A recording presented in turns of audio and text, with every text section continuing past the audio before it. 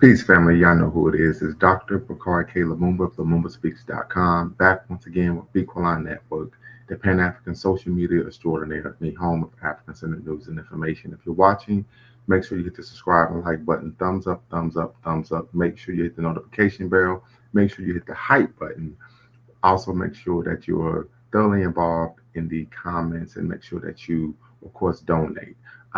So we're back once again, family. We are going to have a conversation, a colloquy regarding a segment on a Daily Wrap Up Crew podcast. Don't know if you all are familiar with the Daily Wrap Up Crew podcast, but this is going to be a bit of a reaction video, but also we need you all to chime in.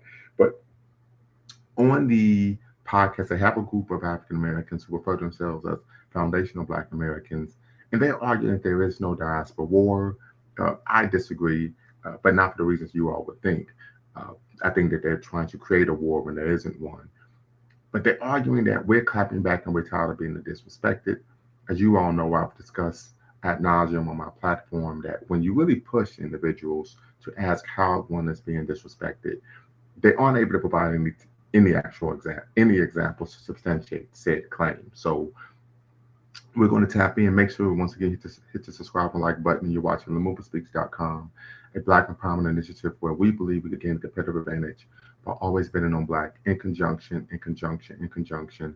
with, of course, Equaline Network, the Pan African social media extraordinaire, and the home of African centered news and information. So definitely want you all to tap in, be part of the combo.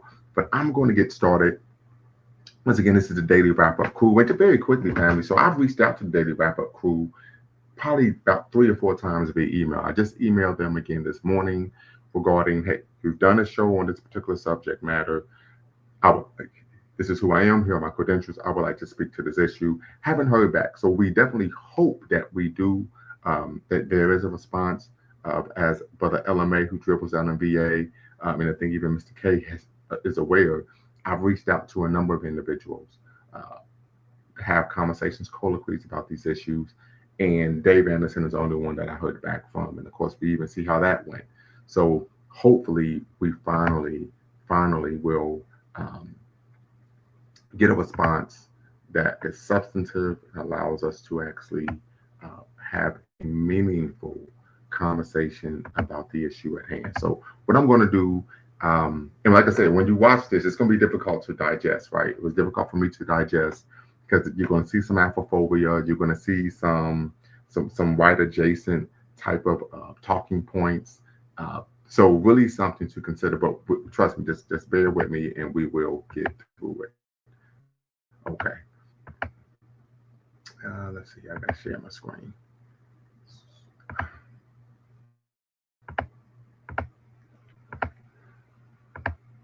Okay. Is a population of people dispersed from their original geographic homeland who maintain strong cultural, emotional, or political ties to their ancestral identity while living somewhere else. Mm-hmm. And I got to begin by saying fair use, because we do not want to get a copyright strike. So fair use. Don't want to get a copyright strike. But once again, this is the Daily Wrap Crew podcast. And of course, they're saying Black Americans finally check the diaspora. I think the title is used to be in a manner to be provocative and evocative to elicit strong emotional response. But once again, stay with me, family. So it was important for me to read that because we are not a part of Africa's diaspora. And so because that is the case, for those of us that descend from the 388,000 continental Africans that were sold by other African tribes that arrived here in the USA, that was the diaspora, right? What we are now today is a new ethnic group. We had an ethnogenesis, right? I know we're going to get into DNA, so I won't talk about the genetic profile, but the bottom line is that we are a new creation.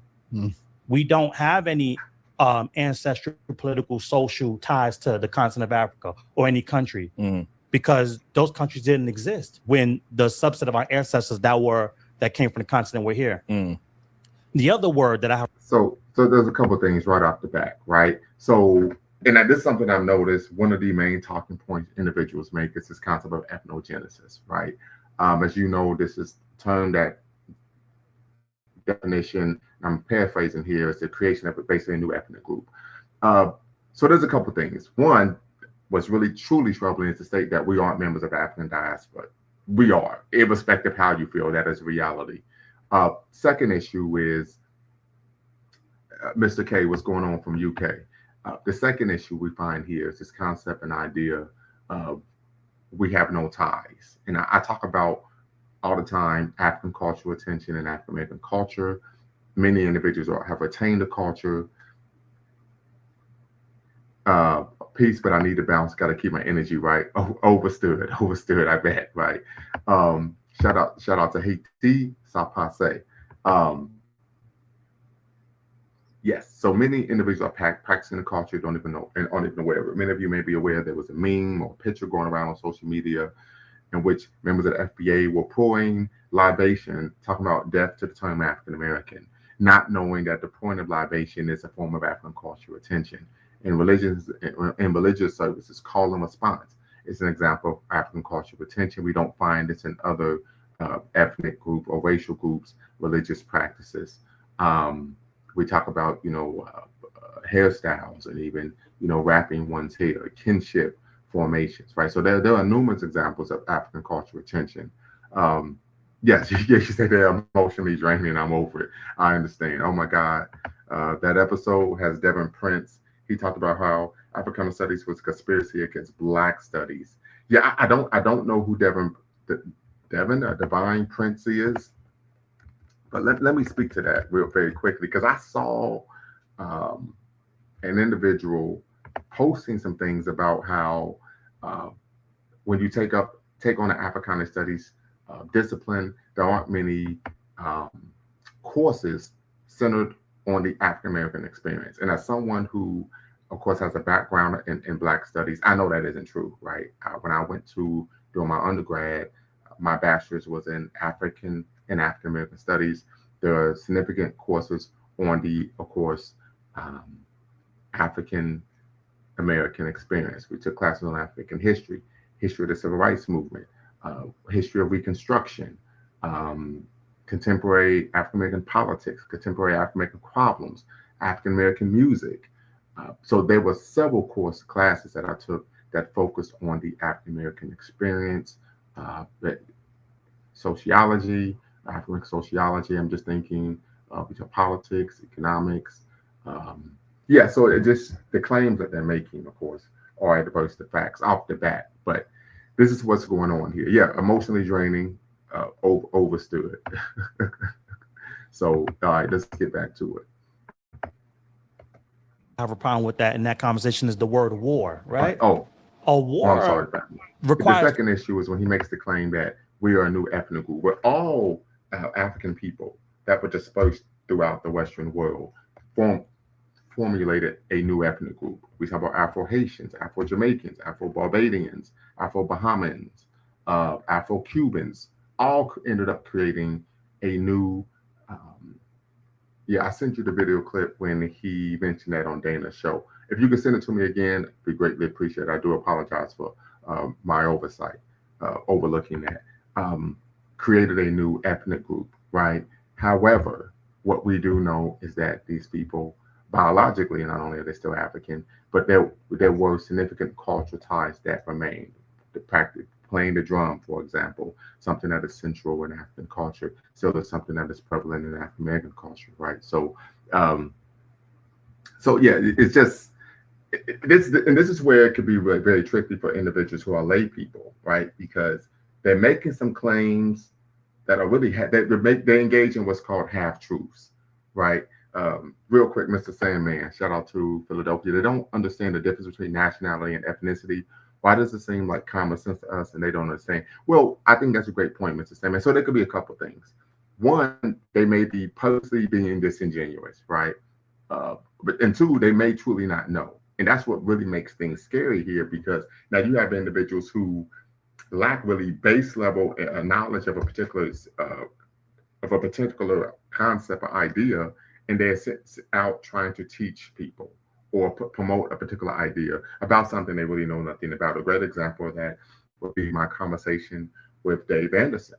This is a man who, of course, states that he was a college professor at Temple University, which I believe is a research one institution, and he didn't even know what the definition of the word diaspora was. So this really shows you what we're dealing with here. But a lot of this has to do with trying to escape one's African heritage identity and engaging in self-abnegation. But we're going to go a little deeper. Let me get to the comments. And even though African Americans are a new ethnic group, African Americans were never separated from Afro-Caribbeans in the history of Black America. That is very true. A great example of that would be Hubert Harrison, who of course is from the West Indies. He was the one who actually founded the New Negro movement, right, which played a role as a precursor to the Harlem Renaissance, and of course Marcus Garvey's Universal Negro Improvement Association. Wilson Garvey, I definitely appreciate the super chat. Let's get here. Yep, they tell half truths, though I prefer the term partial truths from their bastardized. Yes, partial truths, absolutely. All three of them are Jamaican, so they are intentionally causing an issue for content. Wow. Yeah, I was unaware of that. How were you aware of that, sister? I don't know their background, so absolutely. Definitely, if you could let us know, that'd be great. Appreciate it. But I'm going to start the video back. Two sides to be going at it, right? Mm-hmm. Sister Brooke told us that, and you know, you grew up here in New York as well, so you know, for a long time, we've always heard these racist tropes that the Afro immigrants have trafficked in, right? If you watch, you know, date myself a little bit, but if you grew up watching In Living Color, Mm-hmm. you remember that Hey Man skit, right? Mm-hmm. Where the Jamaicans had like 20 jobs, right? There was everything. Mm-hmm. And so it was funny, but in that skit was, oh, they work so hard, Mm-hmm. right? So, and that is kind of what that trope was playing on. And so we've always heard. So very quickly, so he states that they said that the guy on the end is white and Jamaican. Also, it's New York City 7 out of 10 times every West Indian. So very quickly, so this is an example, as the brother likes to say, partial truths. He states, okay, African and West Indian immigrants have engaged in racialized tropes against African Americans. But then he cites a skit, that was made on a show In Living Color, which I grew up watching, about Jamaican immigrants working 20 jobs. Now, I've watched the skit, right? I grew up watching In Living Color. You could go on YouTube right now and view all of the skits. And none of the skits, and I think there's 3 or 4 of them, are there any negative or derogatory mentions of African Americans at all. So that is just a fundamentally false statement. But this is what I get to when some people ask me, well, are there legitimate gripes? I said, well, if there's a legitimate gripe, they would actually be able to provide you example to substantiate that gripe. If I say, hey, growing up, my sister called me names, I'll be able to tell you what were the names that she called me, right? I wouldn't say, well, when I watched the TV show, the bigger sister on the TV show was being mean to a little brother. That's not, you see what I'm saying? So these are some of the issues. Northeast Groovin, peace to the room. Appreciate you, brother.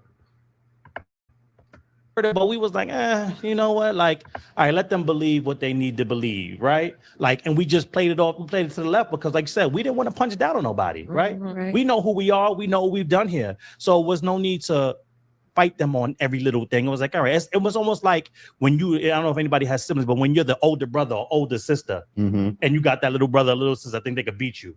And you're like, all right, go sit down somewhere. Or if they hit you, you're like, all right, if I really haul off, and I'm gonna get in trouble, 1, but 2, I'm gonna hurt you. Mm-hmm. So I'm just gonna let you. I'm not gonna hurt you. I'm not gonna hit you below the belt like you should hit me below the belt. But you can only hit me below the belt because you can't reach higher than that, right? And so what's happening here is that they're framing us finally giving them pushback as a war, right? So here's a couple of issues, right? Let's see here. In Living Color was created, right? In Living Color was created by African Americans or the Wayans family, Caribbean. Not that I know of. As far as I know, they are African Americans. So, but like I said, if you watch the skit that he's referring to, there was no negative or pejorative comments about the African Americans. So, yeah, I just don't. I don't know where they're getting that from. I mean, I really don't. So a couple of issues there. The second issue is, once again, they're speaking in, let me see here. Get back to the comments. But so they really speak, like you said, in these partial truths. They're making claims, but they don't substantiate, and they're just kind of speaking in circular logic talking points, etc. Decontextualization, recontextualization, aka lies, false narratives, the reinterpretation of in living color is a straw man red herring. Absolutely. Like I went and watched those skits this morning. And none of the skits was there any characterization of African Americans in a negative light. In fact, one would argue that the skit actually painted Jamaicans in a pejorative light. Right. I mean, if you want to be quite honest here. Like I said, I went and watched them this morning. Mr. K, I was bullied in school. Dr. Lumumba, I can name you names of the culprits and the specific things that they used to go bully me with, because certain things always stick out. Okay. When I get a chance, I read some of the comments and it really got my blood boiling. So what kind? Oh, I take it you were talking about comments in the on their show. Yes. They are just mad that they can't use us as a political shield anymore. The brother in the white tee nailed it. We're not because on our homeland. FBA didn't is about us. Wow. Yeah, I'm seeing the comments as well. Yeah. So once again, there is a large space for this type of rhetoric, and what we find, and a lot of this is just rooted in trying to be white adjacent. Individuals talking about, I'm not from Africa. This is our homeland. You know, it's absolutely nonsensical, as if they have no knowledge of history whatsoever.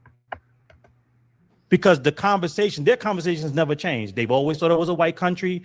They've always had this inferiority complex when it comes to, they call us the main character, and they've always had these racist tropes that they traffic in. The only thing that's different is that now we're like, hold on, Pierre. Hold on, Tune. Yeah, getting too carried away. Right, hold on. Now you hold on. You're doing too much. Right, just the same way you would get on your brother or little sister if they went from hitting you, now they picked up a weapon. It's like, wait, hold on. That might not hurt as much, but it's gonna hurt more than what you've been doing. So I gotta check you also, because if you do that, then you can do everything else or do more than that. Right. And so it's not a war, and we're not a part of diaspora. The diaspora war, right, is what's going on in the Caribbean right now, with Jamaicans expelling Haitians that don't want them there, right? A diaspora war is what's going on in South Africa right now, where you got them physically and violently getting Nigerians and Ghanaians up out of their country for whatever their reasons are, and that's their business. Well, that's not a diaspora war, but once again, we're talking about, and engaging in the disingenuous. So it's not a war. It's us finally checking the disrespect that has been coming from Africa's diaspora for far too long. And we're not, and you want to know why it's not a war? Because never once in our history, nor is anybody talking about it today, doing what the Caribbeans are doing to each other, mainly Jamaica and Haiti right now, but it mixes around and it kind of, flows to other countries. And what's happening in South Africa with the Ghanaians and with the Nigerians. We have never, ever instituted violence on anybody because they are Haitian, because they are Jamaican, because they are Nigerian, because they are Dominican, because they are Puerto Rican. So that in itself isn't true. I have a title, The Relationship Between Africans and African Americans. And in the book, and I actually did some research on this when I was an undergrad, there are copious amounts of news articles on African Americans attacking Africans simply because they were African. Right, and a lot of this has to do with self-hatred. So that's just completely false. But once again, these aren't individuals who are, even the hosts aren't knowledgeable, right? So typically people come on the show, they make claims that are opposed to facts, and they don't say anything. Most of the videos about Black immigrants and people that ask that their disdain is never towards the power structure of groups of people actively erasing Black Americans in America, whites and minorities. This is very true, something that I bring up all the time. I actually view it as a form of social political cowardice, right? Instead of addressing the entity that is responsible for political and economic quagmire, you attack someone else who has no power over the situation whatsoever, right? And try to make that seem like somehow you are this big person or in a position of power, right? We tend to find this a lot, and I always give the analogy growing up on the playground. There may be a bully at the school, but you don't want to lose your cred or in the community, so you pick a fight with someone that you can beat rather than attacking the person that you may take an L from. So all of the hosts are anti-intellectual, and I think they sound dumb on purpose. This is the only way they can get people to watch. Overstood, yeah, it's something I noticed as well. Also, that's not true. Black Americans were not so nice to Haitians, Africans, when they first came. Yeah, I mean, there's documented history of this, documented history of this, and I'm not saying that these are good things. I wish it never was the case, but this is something that has taken place. I, of course, went to a school that had an international baccalaureate program, and there were incidents where individuals would be hostile towards many of the African immigrant students. Right, this is a reality. So when he says that that's not the case, it's completely false. But once again, we're dealing with individuals who are engaging in, of course, half truths, and we're engaging in what practicing swimming in what the disingenuous. Never done that. Now, we've had beefs, but it's never been based on because of who you are. All we're saying is, look, you can't disrespect us any longer. And matter of your disrespect, hold your own. You're gonna have to do what you need to do for you, and we're just gonna do what we need to do for us. And that's it. What's your thoughts? I agree with you what you're saying. I even think about it like that. So a couple things. He says, well, you have to do what you do for you. You have to give me an example where African Americans have been engaging in on a macro level activism to benefit Black immigrants, because I'm quite sure these individuals have never done so.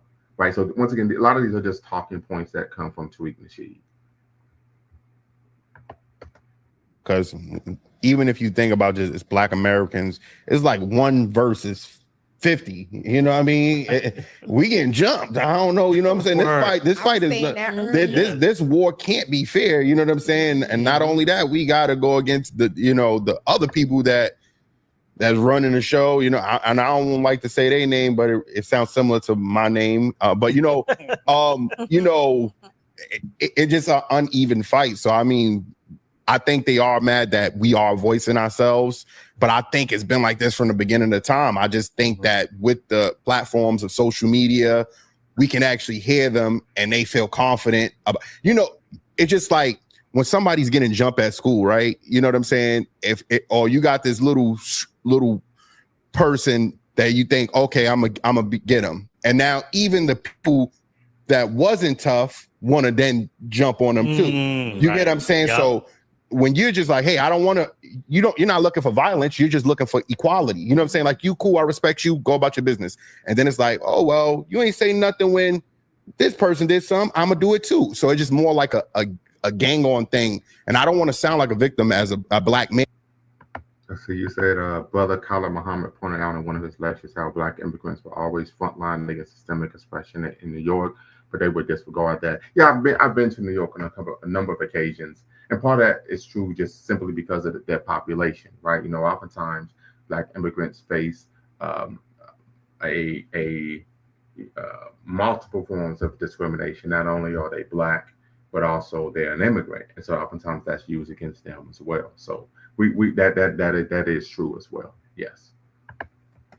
Man, but it's just like we're not trying to resort to violence. We just, because I think a lot of our moments, we uplift everybody that's here, from the Jamaicans to all the Caribbeans. We embraced everything about them. We loved and supported them, and now we're just tired of the disrespect. So here's the issue. Like, they're making claims that they aren't able to substantiate them. So you have to give an example. How have you loved and supported Jamaicans? Because then the question would be, well, if you're loving and supporting a group of people, why would they be disrespecting you? That makes no sense whatsoever, right? That if you're considered towards someone, right? This is what I talk about as a solution until you have a problem, because all of this came out of nowhere, right? Tariq Nasheed, he made the Hidden Colors videos. He made the DVD about Haiti, 1804. Then all of a sudden, right, hyping up the history of Haiti and its role as one of the vanguard countries in pursuit of Pan-Africanism, right? Pan-African revolt. Then all of a sudden he just says, oh, you know what, screw these people, right? So what are we talking about here? And just to piggyback real belong, but just that last point you said is part of the reason why, because you had asked, well, how can we keep putting money into other people and not just ourselves? Is that reason right there. We never had a problem sharing the wealth or sharing the love. So I'm saying, so it's really out of our character to be how we're being right now, but it's almost like it's a means of survival now, because we can't be how we used to be. It's like Sister Brooks said, they're using our love and killing us with it. I don't think it's a diaspora. Well, once again, these are a lot of talking points, but no examples to substantiate, right? They're using our love and they're killing us with it. How are we killed by people from the West Indies and Africa using your love. Why does he keep saying we? I'm an African American. I don't know what he is. Do I know who he is, or nor do I care? I would agree as well. I'm an African American as well, and I have no idea what this guy is talking about whatsoever.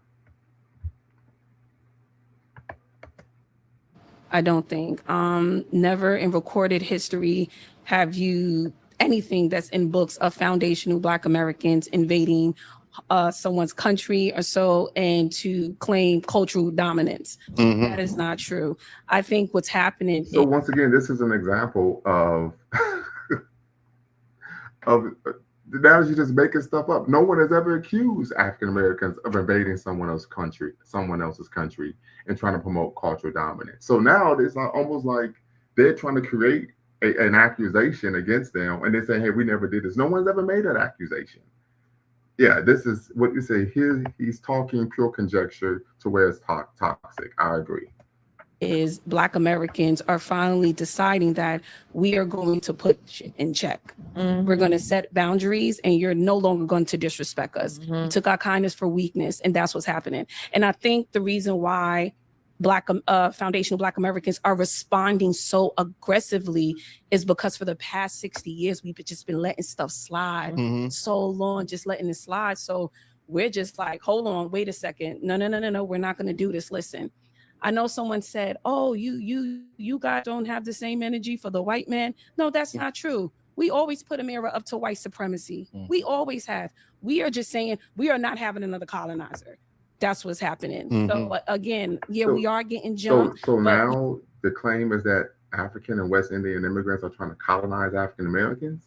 Like, this is really, I mean, they're absolutely out of control. When you're talking about literally engaging in misinformation, now they're arguing that African and West Indian immigrants are trying to colonize African Americans.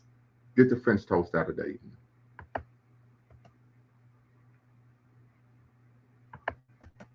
Two things can be true at the same. We are fighting white supremacy, and we're also, hey, we got to put y'all in check as well, because you guys come in, you are aligning yourselves with them. We thought we had a sister and a brother. So here's the thing. If I was the host, very simple as I always do, can you provide an example to substantiate the claim that you're making? Very, very simple. Like absolutely disinformation. Just, okay, can you provide an example to substantiate Black immigrants trying to colonize African Americans? And when you ask that question, the argument falls flat on its head. You all know that. I did that with Dave Anderson. Provide me an example. He couldn't do it. He said Jesse Jackson was trying to what? In trade with African nations. I asked him, what was he trading? What was the commodity and what nations? He couldn't tell me. Right? So all you have to do is just go one level deep, ask a question, can you provide an example? And they aren't able to do it because they're simply engaging in talking points and, of course, misinformation and disinformation, as Mr. K says. Don't get me wrong. I'm not going to say everyone, but we are dealing with the collective. That's the thing. We're not talking about individual relationships. I have in my life, I have people of Caribbean immigrant descent or so, and I love them. And I have this conversation with them. I'm like, listen, if you want to stand with me, then fine. Then that's it. You know what I'm saying? But this is not about you centering yourself, because this is our time now. And we have to do for us. Right. And so we talk about centering yourself. Once again, where is this coming from? They're not providing examples. I was at a Juneteenth celebration earlier this year, and there were brothers from the continent, from the Caribbean there, cheering on. Absolutely. Yeah. Supporting, of course, the celebration, not trying to center them. As like I said, a lot of this is I just have to say this, in my opinion, as someone who's been around the country, been around the world, they're just making stuff up. I'm sorry. The things they're talking about, I've never seen. I've been to Caribbean nations. I've been to the continent, right? I mean, literally, they're just making stuff up. And this is why I wish the host would simply ask the question, can you provide an example of what you're but they don't do that. So yeah, this is not a diaspora war. It's just us responding, and it's being labeled as a diaspora war. So whenever I hear the term diaspora war, I never hear American.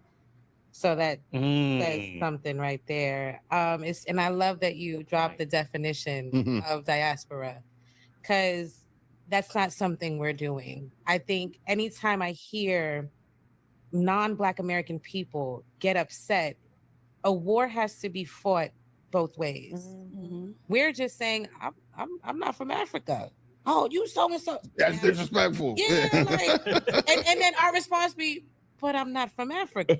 And we'll just keep repeating our. Then we go so far as to be like, okay, well, this is my lineage. My mother from Virginia, and then, oh fuck you, like it's like. Well, the issue is we are from Africa, right? Black people are not indigenous to America, right? It is alleged illegitimate term, even if it was in existence and in use at the time. Tupac was killed and it wasn't. Centering oneself sounds a bit like being above reproach. Wouldn't you agree? Yeah, possibly. Yeah. So that's when I talk about this concept of being white adjacent, right? When individuals are claiming we're not from Africa, right? That's the self-abnegation. That's the Afrophobia. That's trying to be white adjacent. And I'm gonna speak to why. It's white adjacent in a couple ways, right? One, you're trying to send yourself as being an American, even though in this country we aren't considered or treated as Americans, right? When they say that Black immigrants view this as a white nation, there's a reason for that. There's a reason why there's replacement theory. White replacement theory is prominent in the highest rungs of American government, right? This is why when Obama was elected, white women going on national television saying, "I'm going to fight for my country," right? Because they don't view America as a melting pot, a multicultural, multiracial melting pot. The second issue is when one states, my family is from Virginia, you're actually reinforcing the white supremacist notion that we had no history until we were enslaved by white people. This is something we were taught during the enslavement. This is something Dr. John Henry Clark states that he was told by his teachers when he was growing up in school. Shout out to Dr. John Henry Clark. We know he was the mentor of one Malcolm X, of Haj Malik El-Shabazz, when he left the Nation of Islam. So when they make that claim, they're knowingly, even unknowingly, engaging in what I like to call white adjacency, right? They're actually substantiating, right, the claims that were made by white supremacists who, of course, enslaved us. So truly something to consider there. And this is why I talk about this. This is really curious, because when you really get down to it, I argue this whole talking point of position is really about how can I distance myself from other Black people and try to align and make myself adjacent to whites. I say, here's the joke. Everybody always talk about, they always had a culture of checking their own sellouts. So why now have they finally decided to push back against after so many years of disrespect by immigrants? I would say alleged disrespect. So let's just keep going. Like, so it's very obvious that the war it's not a war. It's a fight. And it's a one-sided fight that Black American people, when we dealt with white supremacy, the nature of us was to never turn up on white people. We come together. So why would we do it to you now? Why are you so important? Why are you so different? And you don't even got the power white people got in America. What I think it comes from is when Black media control is so important. And we don't put enough power into it. And the reason I say that is because if you're in another country and you turn your TV on and you look at what is the culture of America and all you see is white people, you ain't even going to know what white supremacy really look like. Mm-hmm. You're going to think, well, America is this. And that's why when I talk to white people, those are my favorite people to disrespect sometimes. I'm not going to hold you. And so when they say disrespectful shit, like one time a guy called me a Black bitch. And I said to him, I said, what's your ethnicity? He didn't know. He said he was from Europe. You're a liar. You don't know that. I said, what's your culture? I said, well, if he's white, he is from Europe. That is a reality. If you're a white person, you are of European parentage. The lady all the way to the right blocked me on Twitter X because I called her out about her hypocrisy of solely focusing on Black immigrants. Wow. Interesting. What is her name? Like I said, a lot of this is just a grift. It's just a grift. In Europe, I don't know. You know why? Because your culture is grilled cheese. Your culture is mullets and trailer parks. So because white America ain't shit, it has now put a stain on anything that's American. And we fall into that. So if you're coming here and you're looking at, if you're in another country and you're looking at all the shit that white America has done in other countries, all the confusion they cause, you ain't gonna like it.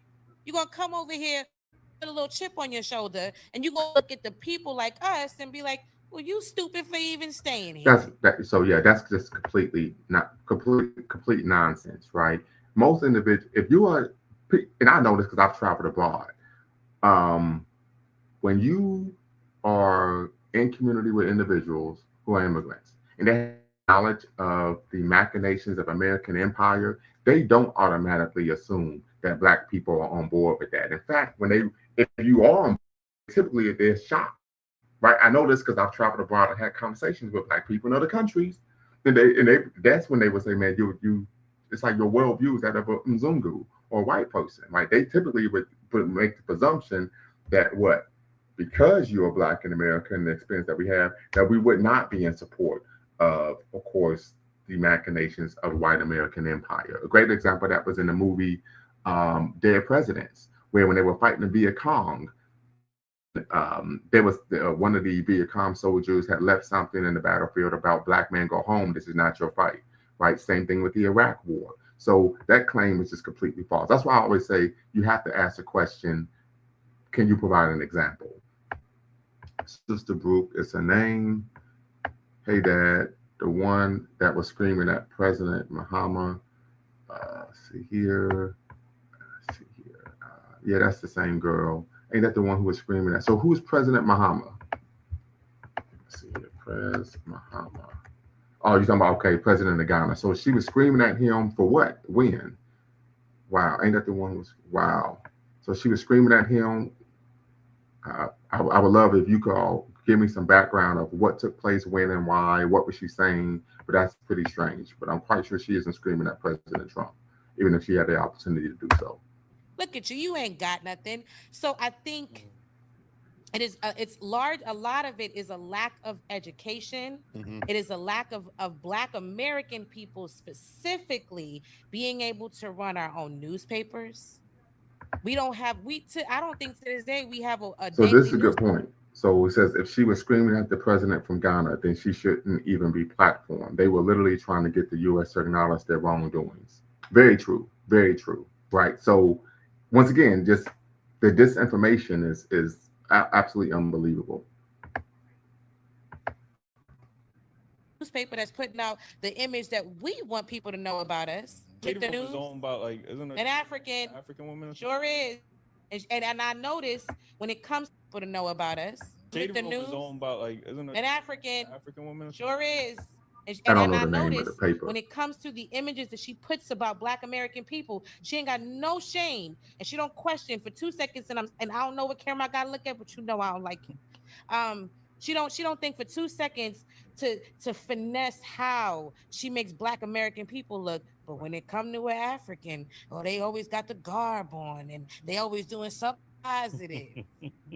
When we have to we have to focus on ourselves, because we're at a point now where when President Devine was talking about the little brother, it was all good till you got in our politics. Now you are standing at the White. Look, Jean-Pierre was the press secretary in the White House and had the nerve to fix her mouth and tell us that she don't agree with reparations. Who the fuck is she? So, but once again, the issue has nothing to do with one's nationality. The issue has to do with one's politics. There are plenty of immigrants who are pro reparations for African Americans. So once again, this is a surface level argument, right? A surface level argument, because there are African Americans who are in positions of political power and prestige who are against reparations, right? And I mentioned those individuals, of course, during my interview or debate with Dave Anderson. To stand in a position that she could never have if we didn't give it to her, and then tell us what we don't deserve in our country. For one, we didn't give her that position because that's an elected position. You are appointed by whoever is in office, right? They're sitting up there calling out Black immigrants when there are little Middle Eastern communities being built in Detroit and Texas with no Black people in sight. Yes, and there's a long history of those Middle Easterns in Detroit, particularly in Detroit, engaging in violence towards African Americans. I mean, we're talking about wanton violence. We're talking about Dearborn and even Hammock. I forget it's a enclave inside the city of Detroit that is its own independent city. So Hamtramck, I think, is the name of the city. So great point there. You go back to Haiti and finish paying France since you want to talk about reparations. Then we got people like Byron Donalds and wherever state that is. I can't even remember this. And where? Florida. And Florida, sitting there telling us again, we don't deserve reparations. Then what's his name in Boston? Or what's the other dude? Baltimore. Westmore and Baltimore, telling us that we don't deserve reparations. This is a problem. Okay, so this is the issue that we're having now. And so since you have infiltrated into our politics as we are fighting our oppressor on our land for what we deserve, for what our ancestors, what is deserved to us by birthright in the country we built, we are going to take you down tooth and nail. And to those of you that don't agree with those people, you're not taking them down. So don't fix your mouth to tell us how to take them down, because you don't take down the crooked leadership in your countries. And then you have the nerve to tell us how to do it over here. So there's a couple of issues. Like one, in these countries, typically these countries are extremely authoritarian and it's not easy. Second, you're not anyone down. You're not taking anyone down. You haven't organized politically this person from office and have a viable candidate that can actually compete with them at the next election. The second issue, oftentimes in these countries, they're authoritarian, and the individuals in power have a stronghold on power. And so typically, if you do even speak out, right, you will be deleted. And so that's one of the things I think. Once again, we talk about, playing slick and loose with the facts, with these surface level understandings of what's truly going on.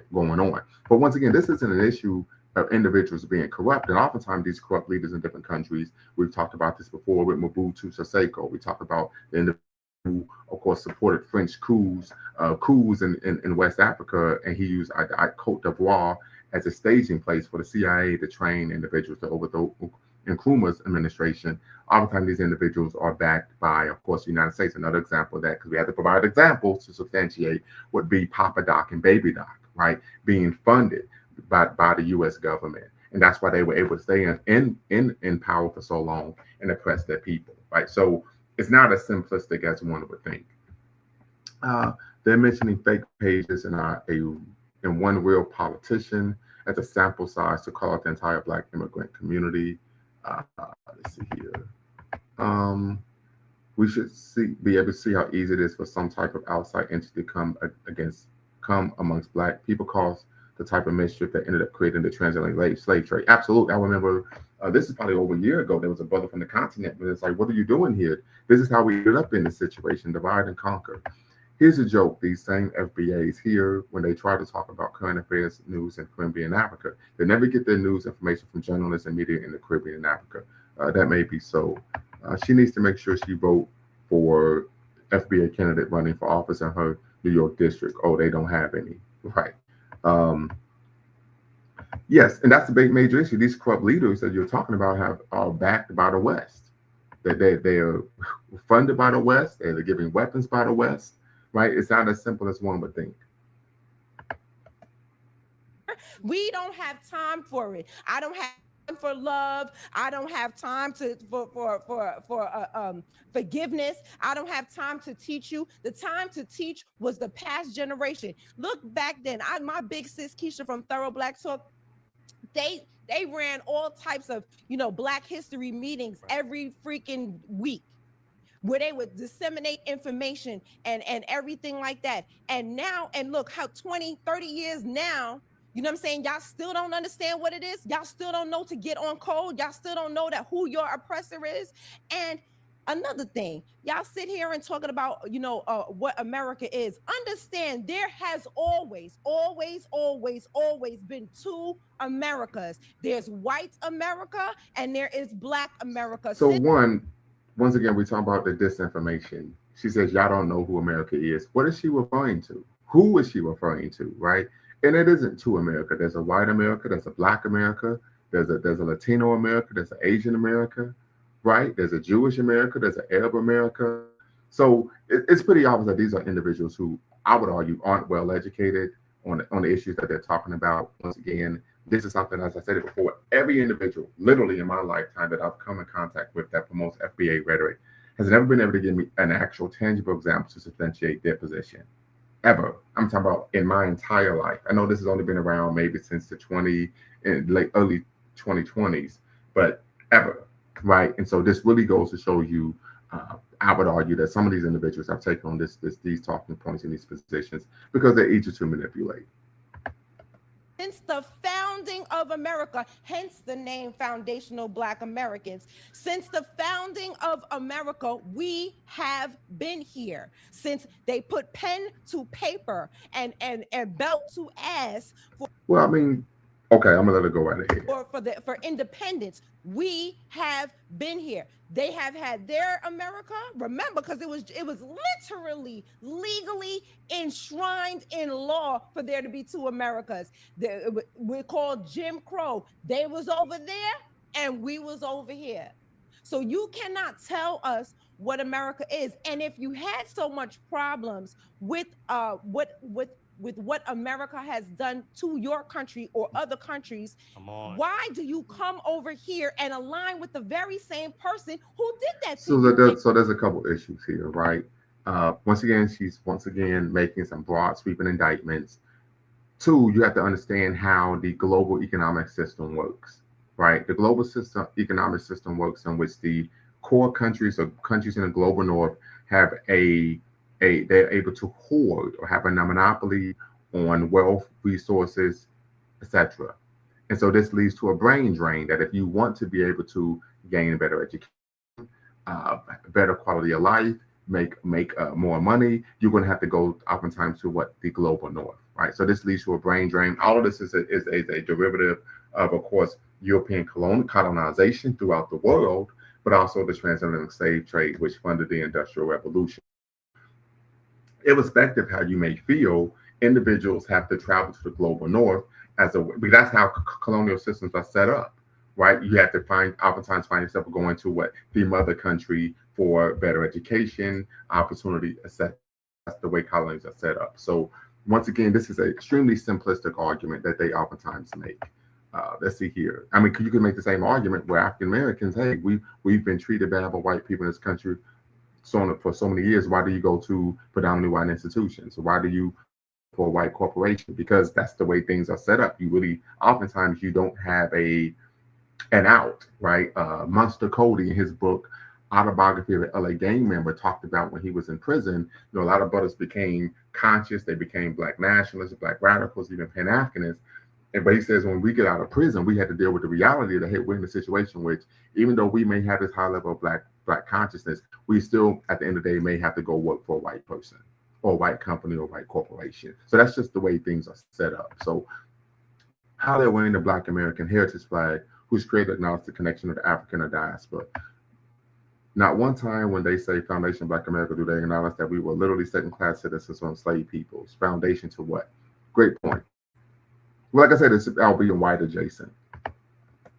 In your country, why would you do that? It looked like to me, if you had such a problem with it, you would come over here with the only people that are fighting them. And so that's not true.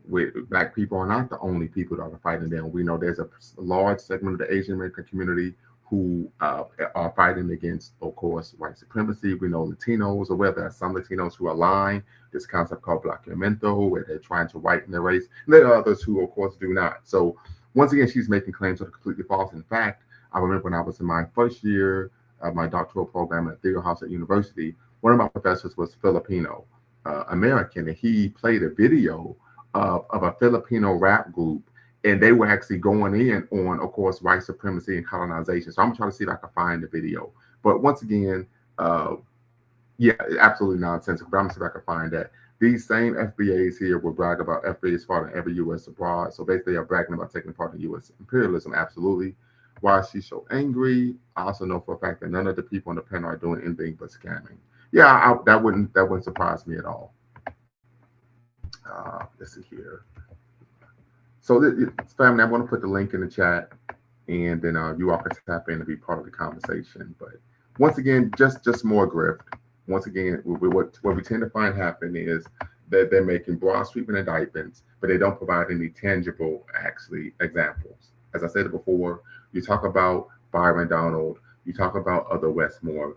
They're taking those positions not because they're anti-African American. They take those positions because it's prudent to their political careers to do so.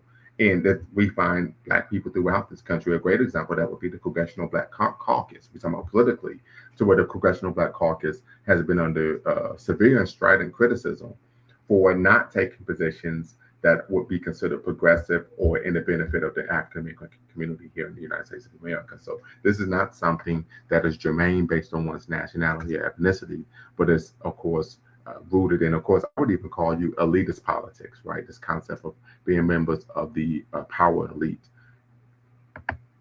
Dr. Lumumba, that's why I say these FBAs are just cultural chauvinists when they claim they are the only one in supremacy. Completely true. We also know Brother Neferkari Dessalines, he talks about this where he says this is nothing more than a penis measuring contest where individuals are trying to say, well, my ethnic group is better than yours, right? So absolutely nonsensical. But let me see if I can find that video.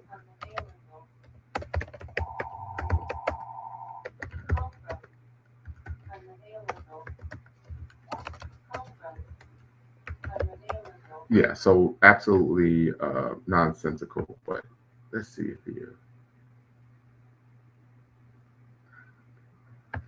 Yeah. So I don't want to play the video because what's going to happen is it's going to get me, I'm going to get a, well, yeah, I do. I still have a house phone. Yes.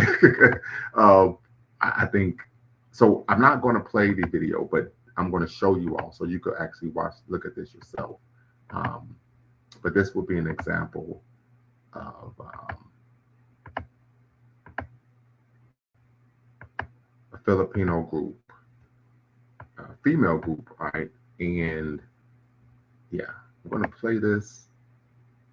It's called Us, but they're going in. I mean, matter of fact, there's a line and say, we ain't doing anything but taking an oppressor's lifeline, right? If you get out of line, I will. I mean, they're going in, right? So they make the claim that we're the only people fighting against white supremacy. Isn't true. You know, if you ever had the benefit of going to Hawaii or the privilege of going to Hawaii, there's an entire Hawaii sovereignty movement in Hawaii where they're arguing we are not a conquered land. We are part of Polynesia. If anyone knows the history of how Hawaii became territory, then the state, you know that was rooted in American imperialism, white male imperialism, white people imperialism. So the claims that they're making are just completely false, right? But we get that off when the people who really don't a knowledge base about the subject matter. So family, I'm going to put the link in the chat. And then, of course, you can all tap in and be part of the conversation. I'm also going to put the link to this music video in the chat as well. So we talk about this concept of message songs. These are songs that have a political.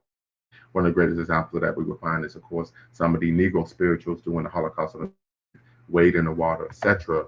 But we also find this concept of message songs being prevalent, of course, and of course, radical discourse, even here and now. You see, these FBAs act like they're fighting us, fighting U.S. white supremacy, like Iran is fighting U.S. imperialism right now. Absolutely, right? You know, Iran is actually putting in some real work.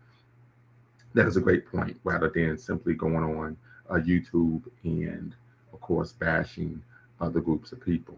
That's not white supremacy. So, and one of the questions I would ask was, what have you done in fighting white supremacy, white hegemony? So once again, family, the link is in the description. The link is in the chat. Tap in, be part of the conversation. Y'all watch that music video though. I definitely want y'all to check that out because once again, I'll always come with receipts. So definitely want you all to check that out. Be part of the conversation. You're watching LumumbaSpeaks.com, a Black Empowerment Initiative where we believe we can get a competitive advantage for always betting on Black in conjunction with Equaline Network, the Pan-African social media extraordinaire, and the home of African-centered news and information. Once again, hit the subscribe and like button, thumbs up, thumbs up, thumbs up. Hit the hype button as well, that notification bell, and make sure you're a blessing to the show via, of course, Cash App, Venmo, or of course the Super Chat. So Definitely want to hear from you all. If not, we will tap out, but definitely want to hear from you all regarding this issue. Once again, just rooted in disinformation. I definitely, this is why I think, I always talk about equal exchange of ideas. Diversity of thought is welcome, but I mean, I'm like, you got to, if you're going to make a claim, you need to be able to substantiate it, right?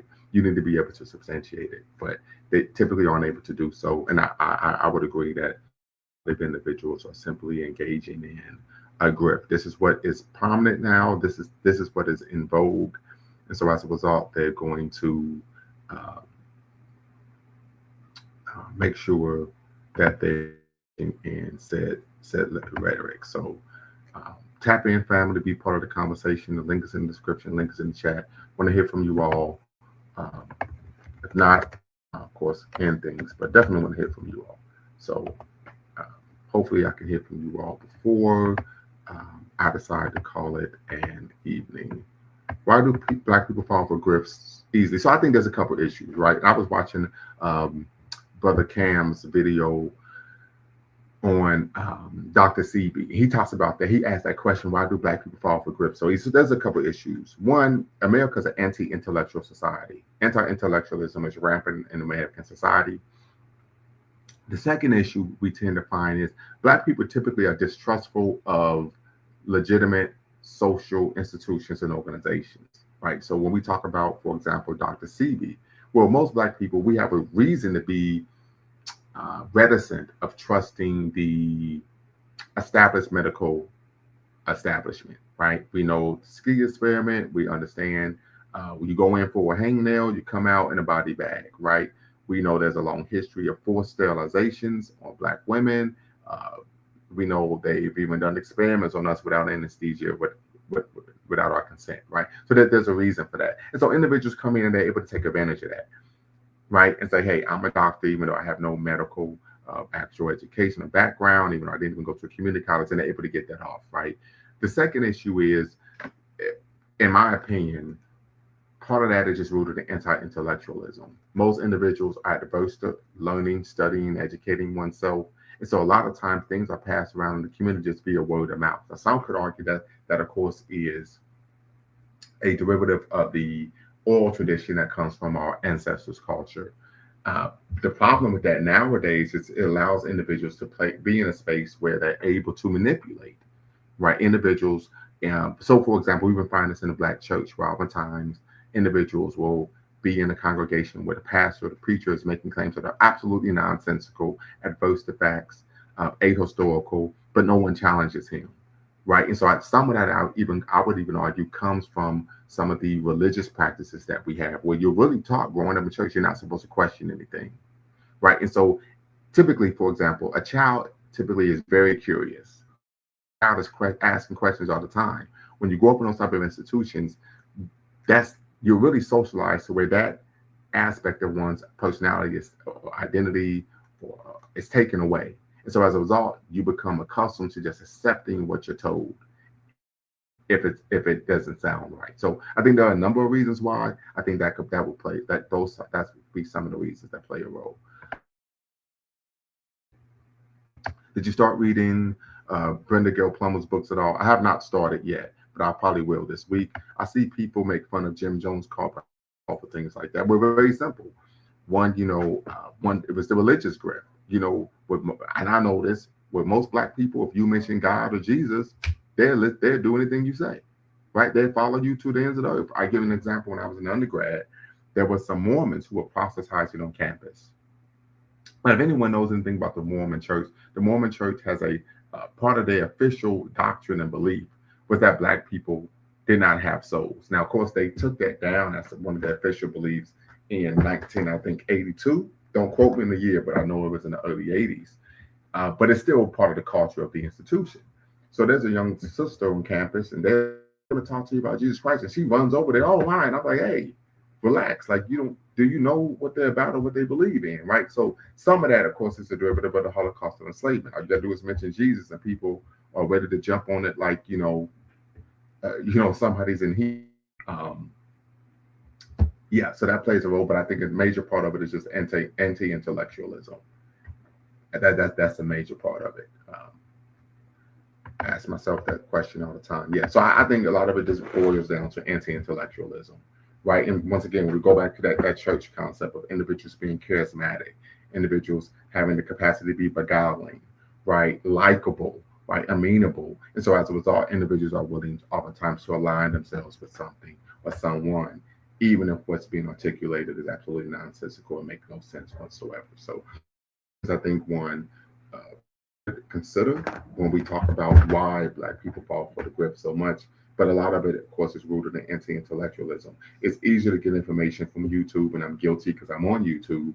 But I also do a actual copious amount of reading and of course, self-study. But as a result, and a lot of it, people are unfortunately intellectually indolent, and so it makes it easy for them to actually believe something that they find on social media or YouTube. So something to consider. Rather unfortunate, but once again, family, the link is in the description.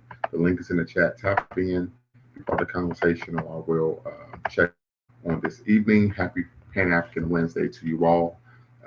But extremely unfortunate. Right, it's a small clip, only 15 minutes, but it was nauseating for me to get through and watch the first time I saw it. But this is what we're up against, family. So let's just be aware of the nonsense. And like I said, sometimes you don't even have to fact check. You could just engage in what's known as Socratic questioning. Just ask questions. Can you provide an example? Okay, how is this adversely affecting your life, social, politically, or economically? And we begin to ask those questions, right? They won't be able to substantiate. Or when they currently reading How Europe Underdeveloped Africa and the Communist Manifesto. Yes, I read both of those. I read the Communist Manifesto when I was in community college. And then, of course, I read How Europe Underdeveloped Africa during spring break 2010. So yeah, it's been 16 years. So good reads, brother. Way to put in that work. Definitely happy to hear that. Way to be an autodidact. So family, I appreciate you all tapping in. Until next time, y'all know what to do. Always bet on Black. Peace. Stream collection.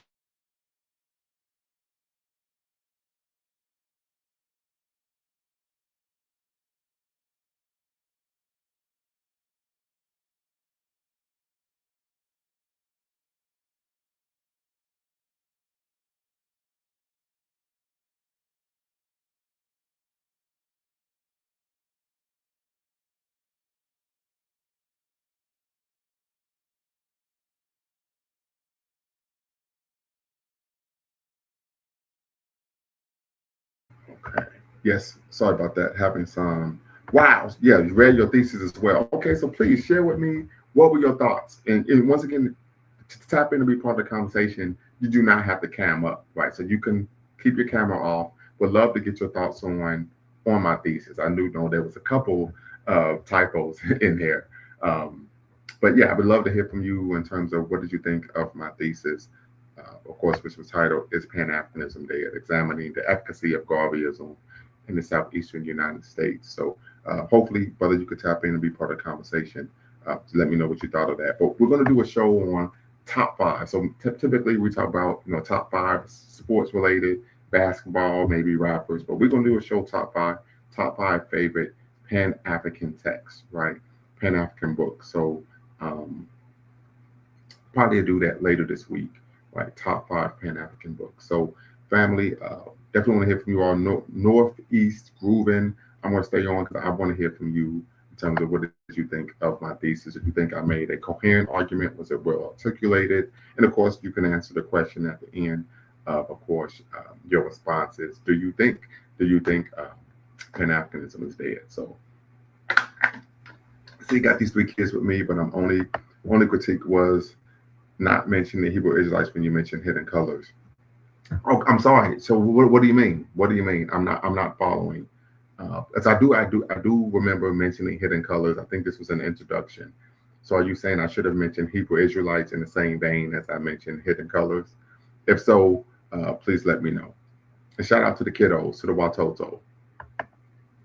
So let me know that, and then of course we will wrap things up. But want to hear from you definitely on that position in terms of, yes, sir. Okay, got you. Yeah, well, my bad, but this is why there's a critique. So when I turn that into a book, that's something that, of course, I will include 100%. I also have to include the FBA brigade as well. So definitely appreciate you, brother. Definitely appreciate you. All right, family. Appreciate everyone for tapping out. being part of the conversation. All Spades, appreciate the super chat. Definitely appreciate the super chat. With Sonia and Galway, I appreciate the super chat as well. As you all know, once again, we're always going to be looking to provide African-centered information. If you don't know what African-centered information is, that's simply providing information of a perspective that centers the history, culture, values of course, African people, irrespective if you are in the diaspora or, of course, on the continent. Let me ask you all this question before we end things. What was your view of the individual stating that we're not members of the African diaspora? So I definitely want to hear that from you all. What was your view on that? Just brought the book Children of Blood and Bone by Tommy Ademe, and there's a movie coming out. Very good. Yeah. So what was your view on that? Him claiming that they aren't members of the African diaspora.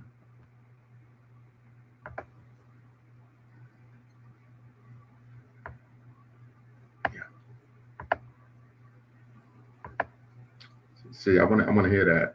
Are African Americans no longer members of the African diaspora because one is seeking to disabuse oneself of their African identity? Definitely want to hear that. Definitely want to hear that. So tap in, be part of the conversation. Links in the description, links in the chat. As you all know, you're watching LumubaSpeaks.com, a Black Empowerment Initiative where we believe we can gain competitive advantage by always betting on Black. So tap in, family. Definitely want to hear from you all in terms of your thoughts on that. The brother said we are no longer members of the African diaspora. We're not members of the African diaspora. And so as a result, they do not want to associate with Black people from the diaspora. Absolutely nonsensical if you ask me. My view is that they probably define diaspora like Dave Anderson defines diaspora. Great point. Great point. Great point. You know what? You're probably right there. You are probably right there. Very good. Very good. Very good. Anyone else? Asians have been in America as early as the latter part of the 18th century. Yes, and will not say they aren't Asians anymore. Very true. Right. Very true. So once again, that's why I say that part of this is rooted in, of course, trying to be white adjacent. Some of it is rooted in self-abnegation. I'm trying to distance. And here's the part of the issue. A lot of this are argued. And I almost feel sorry for these brothers and sisters because much of this, actually, I've seen Yvette Cornell make these type of claims as well. Make these type of talking points as well.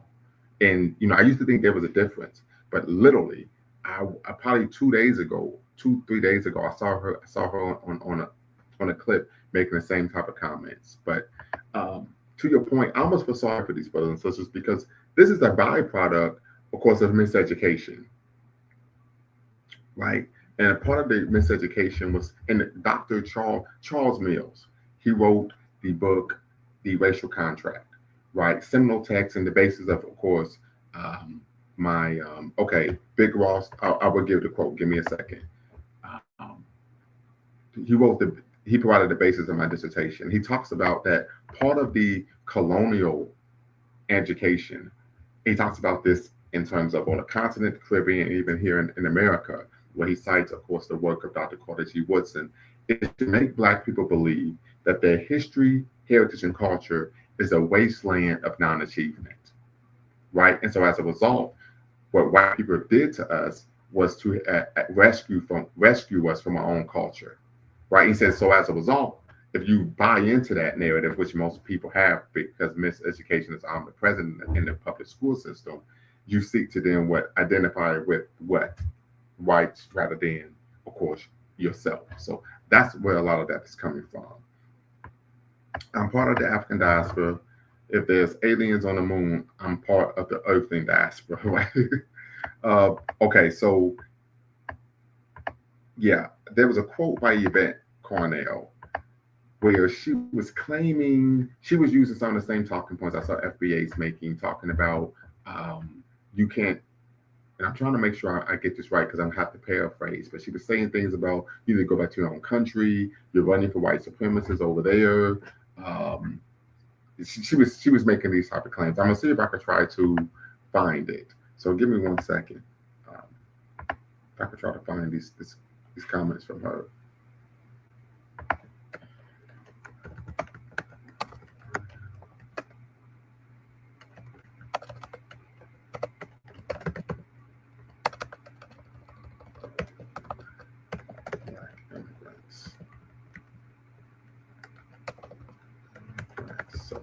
see if I can find this. Man. Yeah, I think this might be it. When she was on Bad Faith. Yeah, I think this might be it. She was on Bad Faith, family. So give me 1 second.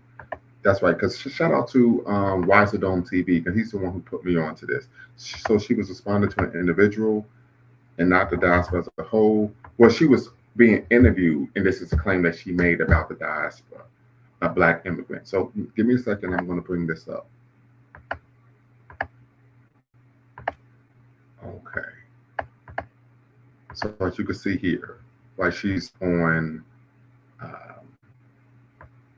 think this was it. So give me 1 second. Fair use. My goodness.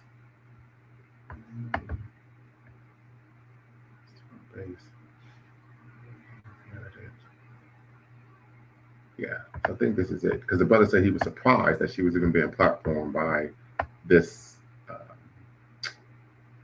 channel. Over here, because it seems as if everybody wants to maintain a certain kind of racialized caste. It's just a different kind of racialized caste. For people who might be asking the question, what is the need to disaggregate yourself from other members of the Black diaspora in the United States? What would you tell them? The harm is different. Well, the harm and the contribution, right? So slaves built the country. If you were not here as a slave, you were not a part of that contribution. You were also not a part of the harm, right? You were not a sharecropper. You were not here during Reconstruction. So there is a harm, a specific harm, and there is a specific contribution to the country. And what we try to do is quantify and qualify that so that people understand, especially when we talk about it in the context of politics, in terms of culture, and especially reparations, that is defined by the harm and the contribution. Yeah, I was going to ask how much of the ADOS movement is sort of principally oriented around reparations specifically, or whether or not it's substantially broader than that. Well, we have a Black agenda in addition to reparations, because one of the things that we hear a lot is like, well, I can't catch a cab. I get discriminated against. Housing discrimination happens whether you're Black or whether you're ADOS, they don't ask. And one of the things that we have tried to do is say, yeah, okay, but we have a Black agenda. You need a suite of anti-discrimination legislation that deals specifically with that. But you also have to deal with the harm of people that go all the way back to slavery. So one of the things that I think people think is, oh my gosh, they don't really deal with us immigrants. There's nothing for us. The Black agenda includes you. It's just reparations for slavery and that kind of accrued disadvantage that does not include you. So I think we're broader than reparations. Reparations is our cornerstone. Yeah, I don't think I'm gonna be able to find the clip. See, they're embodying the written history of Harriet Beecher Stowe's novel Uncle Tom's Cabin. Right. So a lot of people may not have read Uncle Tom's Cabin. I actually have. And here's the rub about Uncle Tom's Cabin. In the book, Uncle Tom is actually a heroic figure, literally. Saves a little white girl's life or something like that, if I remember correctly. It was so long ago when I read the book. But the issue with Uncle Tom was that he could not differentiate the difference between white people's goals and objectives and his own goals and objectives as a Black man. That was the issue in the book Uncle Tom's Cabin by Harriet Beecher Stowe. Many people may be unaware, but she actually lived in Cincinnati at one point, so right down the road from us here in Dayton. Shout out to Ohio, right? But so a lot of people are just unaware of that. But that was what the issue with Uncle Tom's Cabin was about, was that his views and values and worldview and perspective was aligned with that of the white, not only enslavers, colonizers, imperialists, genocidal maniacs, etc. So, right, what Malcolm X would call white disease. So that's where that concept of Uncle Tom's Cabin, Uncle Tom, comes from. As someone who aligns with the worldview, values, policy positions of course, white people. Yvette was the same person who claims that African Americans are closer to white people and Europeans than Africa and the diaspora. I didn't know she said that. It's starting to get embarrassing that men of scholarship are so bothered by ADOS attacking their nostalgia, the long-held doctrines of Pan-Africanism, and that they do everything but talk directly to ADOS. Well, so here's the thing. Well, that's not the case here, and I appreciate you tapping in. In fact, you can tap in and be part of the actual current conversation The link is in the description. Link is in the chat. I want to hear from you. I've reached out to a number of individuals for ADOS, and I can actually show you where I actually sent them messages on Twitter that we can actually come on and have a colloquy, and they never responded back. I am one of the few individuals who, if I disagree with someone, if I see them making a claim that I disagree with, I would actually reach out to that person, send them an email, or reach out to them on Twitter and try to get that person to come on and have a conversation. What I just heard from Yvette was actually positive, but I have seen clips of her parroting some of the same language as FBA. I've come in contact with individuals who are ADOS who have parroted many of the same claims. Now, does that mean all of them do that? Absolutely not, but I have seen that. But once again, in BADL, the second issue is no one can attack my nostalgia because I don't engage in nostalgia. I don't engage in that. Now, we can have a conversation about Pan-Africanism, but I'm quite sure that one's perspective or view of Pan-Africanism is not congruent with reality, right? And I show that with Dave Anderson. I've had a number of shows where we talk about what are the core tenets of Pan-Africanism. But please tap in. The link is in the description. The link is in the chat. I would love to have a colloquy with you about this very issue, right? In terms of the doctrines of Pan-Africanism. They do everything but talk directly to ADOS. I'm trying to talk directly right now. So please, Big Ross, that was a great quip. Absolutely. That's been ADOS messaging the whole time. Yes, and that's what I've had some individuals share with me, that the goal is simply to focus on reparations just for African Americans, which I have individuals on my platform who are from other countries. I'm from Jamaica, I'm from Barbados, I'm from the UK, I'm from Grenada. Why would I want access? They've told me, I've never even considered trying to get access to reparations for African Americans. So that is an example of a solution in such of a problem once again. But the second issue, she talks about legislation to address those particular types of discrimination that she talked about. The legislation already exists. The issue is that when you're Black, there's always going to be, after there's been a real or perceived period of Black progress, it's going to be followed by periods of racial retrenchment. This country was based, and I'm not saying that we should accept it, but I think we also have to be realistic here. We expect, of course, anti-Black racists to be anti-Black racists, like you expect a dog to be a dog, right? Though Yvette has an ADOS book club, she still misreads the literature or handpicks books that suit her confirmation bias against Pan-Africanism and the diaspora. Okay, I'm not aware of that. You can make me aware. I can find her book club. That would be greatly appreciated. Let me see if I can look it up here. Book club. Right, because one of the things I do find that takes place, and I think I just found it. So one of the things that we tend to find, particularly with individuals, I found it. I'm looking at it now. Who criticize Pan-Africanism? This is something that I find O'Shea Duke Jackson do. They typically criticize Pan-Africanism based on the actions of people who aren't Pan-Africanists. Right. Well, see, this Black person over here doesn't like this Black person over there. So Pan-Africanism is dead. Well, same material, because it has nothing to do with Pan-Africanism. Those are just two Black people. Right. So let's see here. Wrote a paper at UTC in high school. I talked about how Queen Victoria read the book and was appalled with what was going on in the U.S. What book are you referring to that she read? I wonder if Yvette would be interviewed by you, since you do hold academic stature and have done the work. You know what? I'm going to send her an email this evening. I'm going to send her an email. Yeah. I'm going to send her an email. If we be realistic, our elites began with the Pan-African War against ADOS. Okay, can you provide an example to substantiate that? And I would prefer that when you say that you're meaning elites or the elite or elected officials, I think that's a typo there. No big deal. It happens all the time. But who are you referring to? And can you provide an example to substantiate that? Because I'm a Pan-Africanist, and the first I heard of ADOS was when individuals were going in on Pan-Africanism. I'm just going to be quite honest with you. I think it's the other way around, if we want to be quite honest. Yvette only toned it down to YouTube restrictions in the algorithm. She sounded like FBAs into YouTube threatening monetization. Okay, how are you aware of the fact that monetization was threatened. Mark Morales. Let's see who this is. Mark Morale. Okay, what about Mark Morale? Yeah, what about him? Once again, like I said, you stated we don't have direct conversations with ADOS. I'm trying to now. So please come on the live. The link is in the description, and the link is in the chat. I will put the link in the chat one more time. If you send that email, be ready to be attacked by her minions.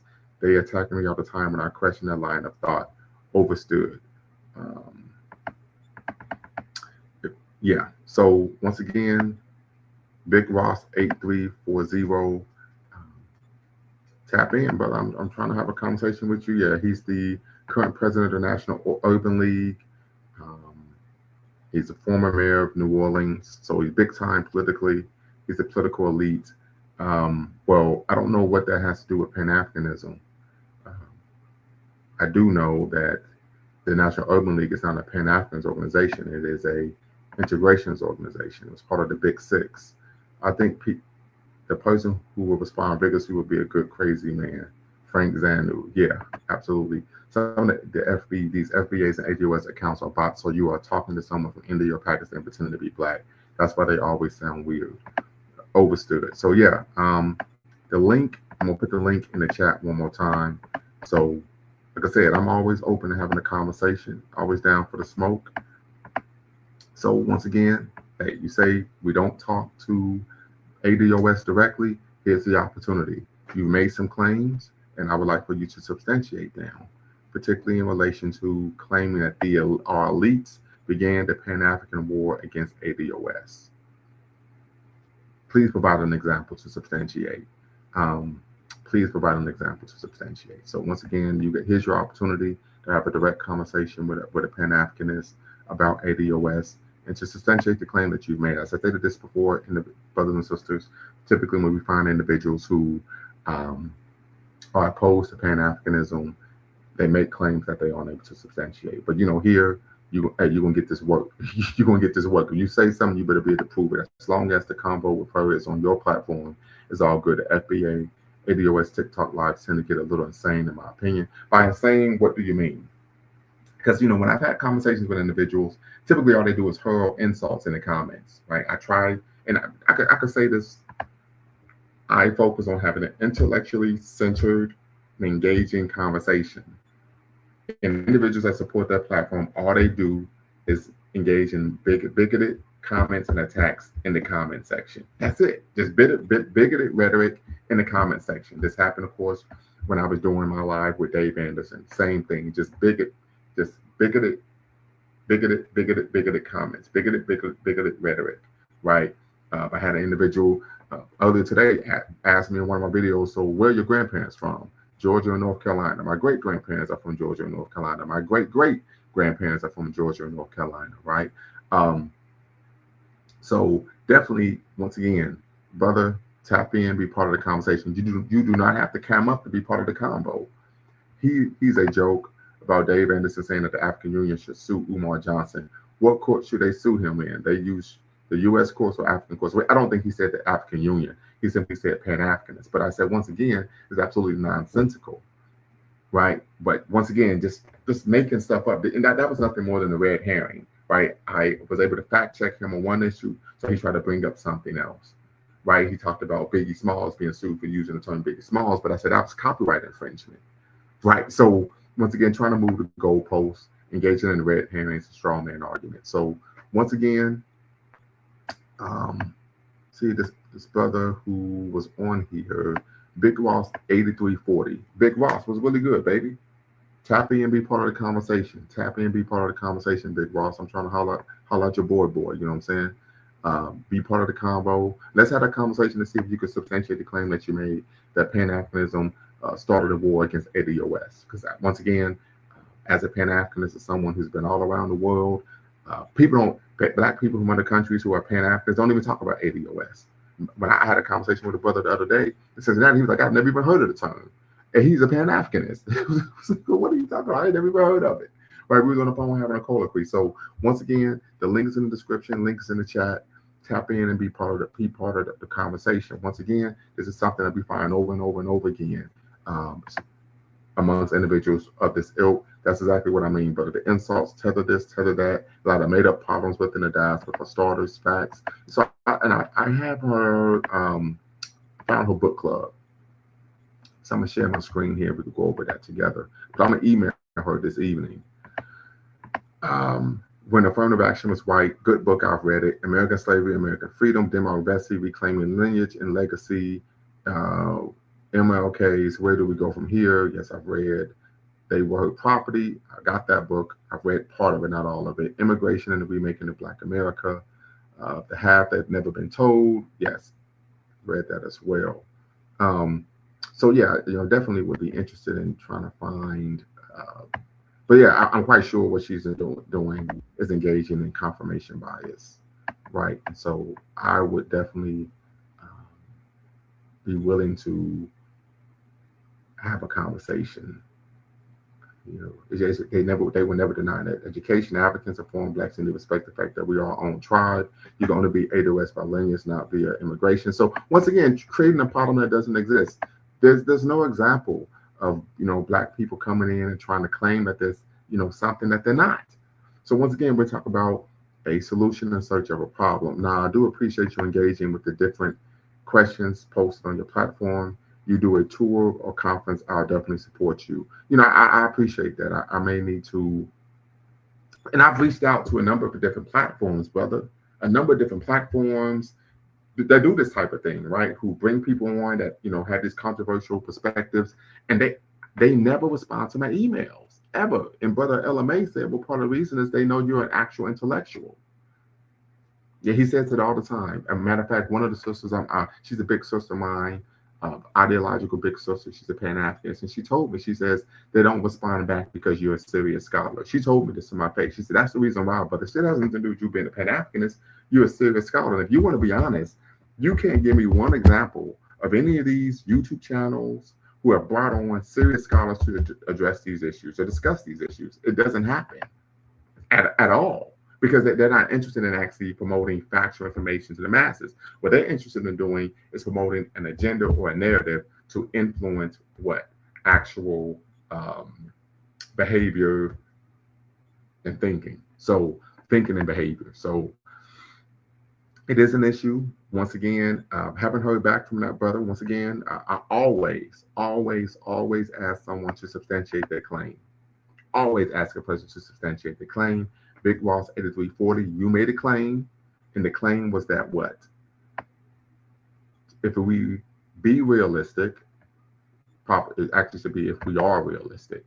Our elites began the Pan-African War against ADOS, but you haven't provided any examples to substantiate that. So was there an organization that said we're against ADOS? Was there any Pan-Africanists that came out and said, hey, I'm against ADOS, advocating for reparations specifically for African Americans? Because I know different, right? Great example would be the Prime Minister of Barbados, Mia Motley. Of course, they went to Ghana and they actually had a big ceremony where they were talking about advocating for reparations for members of the African diaspora and using their position. We're talking about the president of Ghana, her as the prime minister, as the heads of state, heads of government, to actually push, of course, European nations and of course the United States to provide reparations. So once again, I need you to substantiate the claim that you're making. Yes, I have to reach back out to her. Yes, I have to reach back out to her, but I'm definitely going to look to see if we can make that happen again.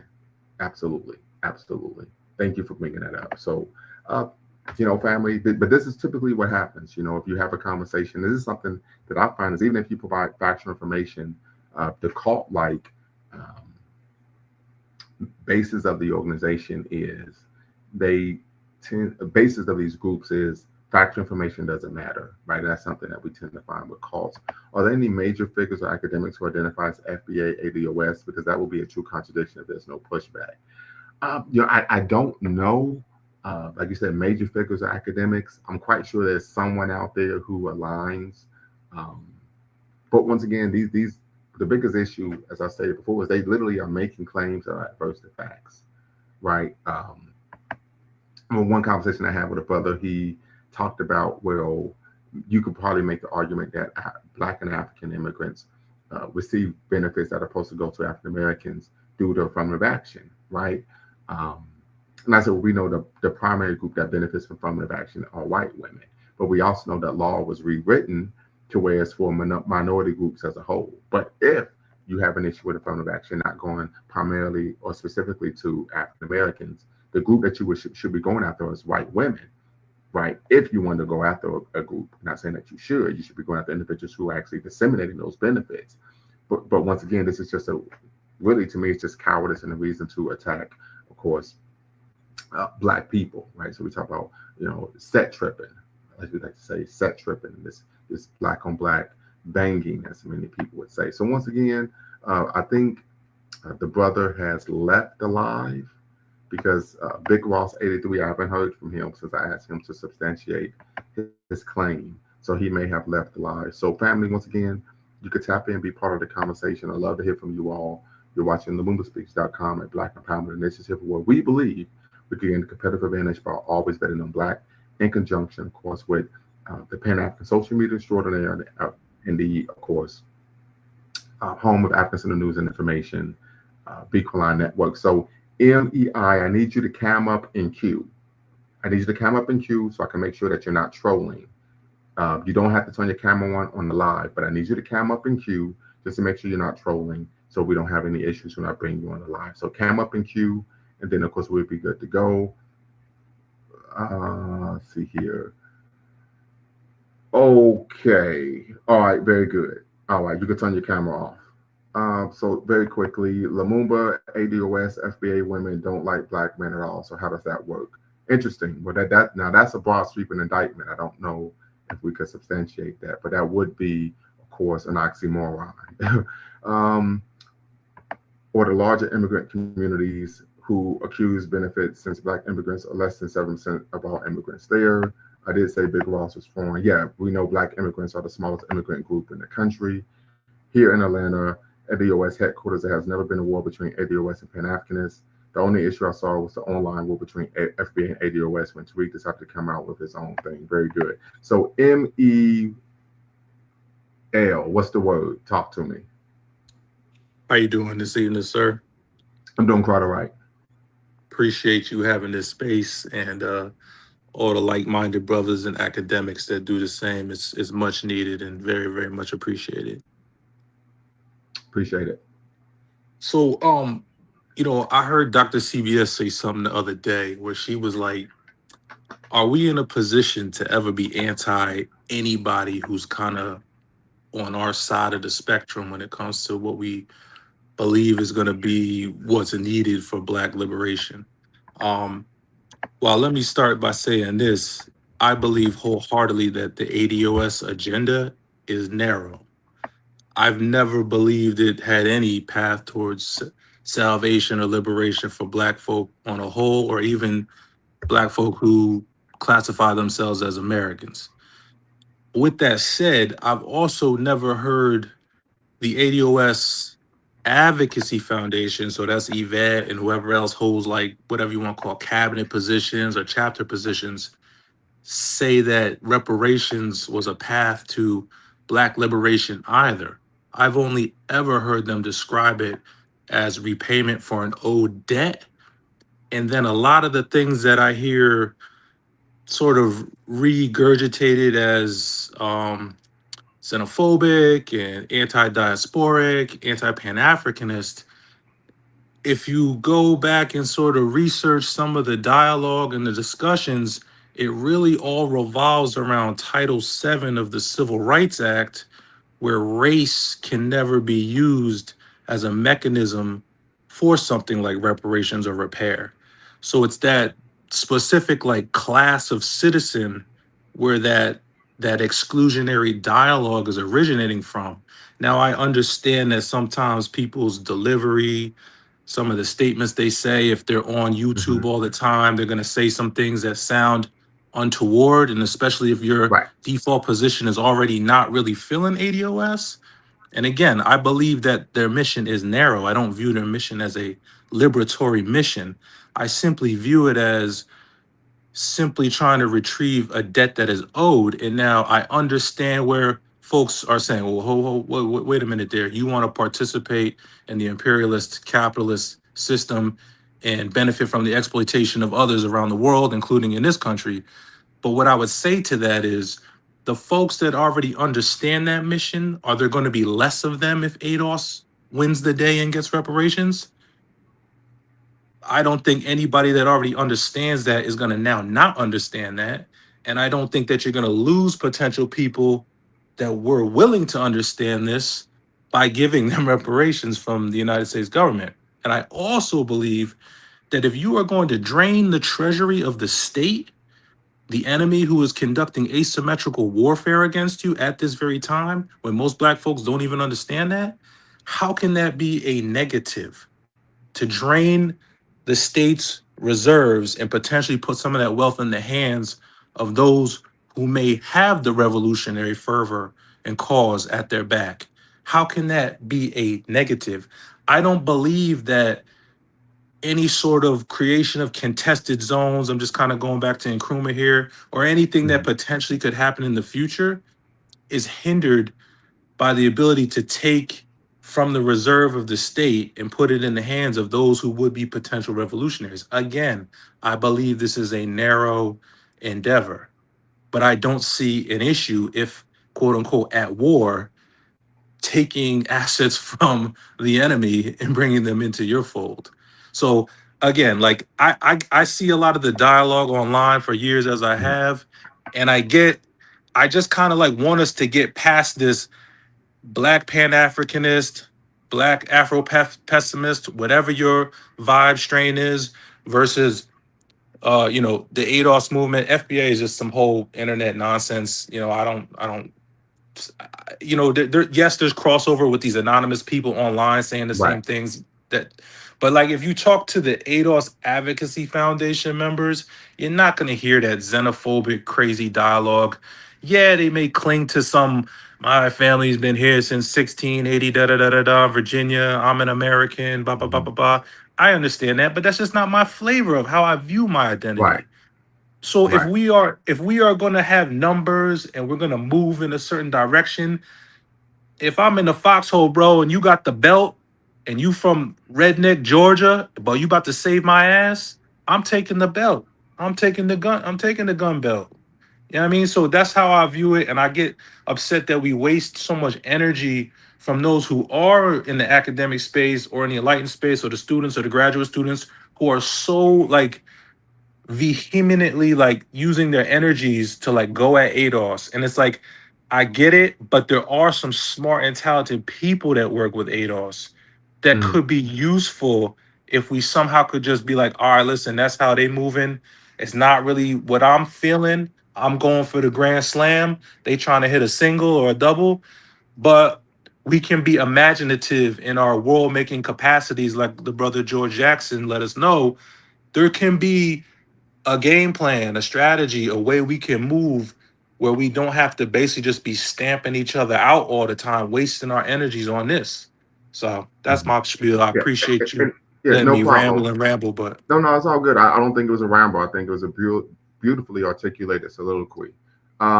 Very quickly, proper perspective. You made some claims. If you could substantiate them, that'd be greatly appreciated.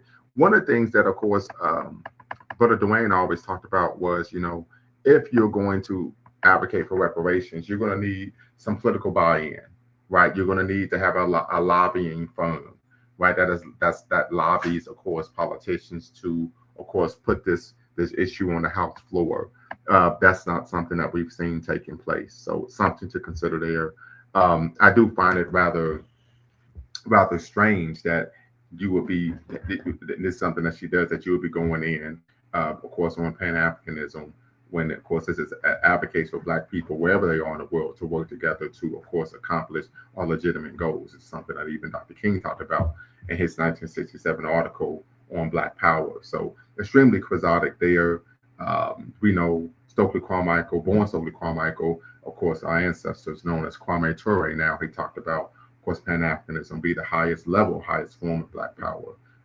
And then, of course, Nkrumah, I think you probably mentioned him. He taught us that if we aren't if we are vulgarly nationalistic in our mindset, we'll be simply played against each other like pawns on the chessboard. And I argue the whole I've been here since 1618, all of that goes back to, once again, trying to be white adjacent, in my opinion. I think that a lot of people who will go to say talking points are engaged in it. Engagement framing to be paid on these platforms overstood. Yvette doesn't even like black men. Black men are clueless as to how black women speak about them in private.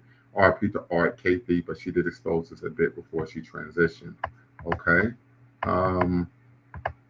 Here, the proper perspective from Mawale Africa has the receipts on Yvette xenophobia. Very good. Yeah.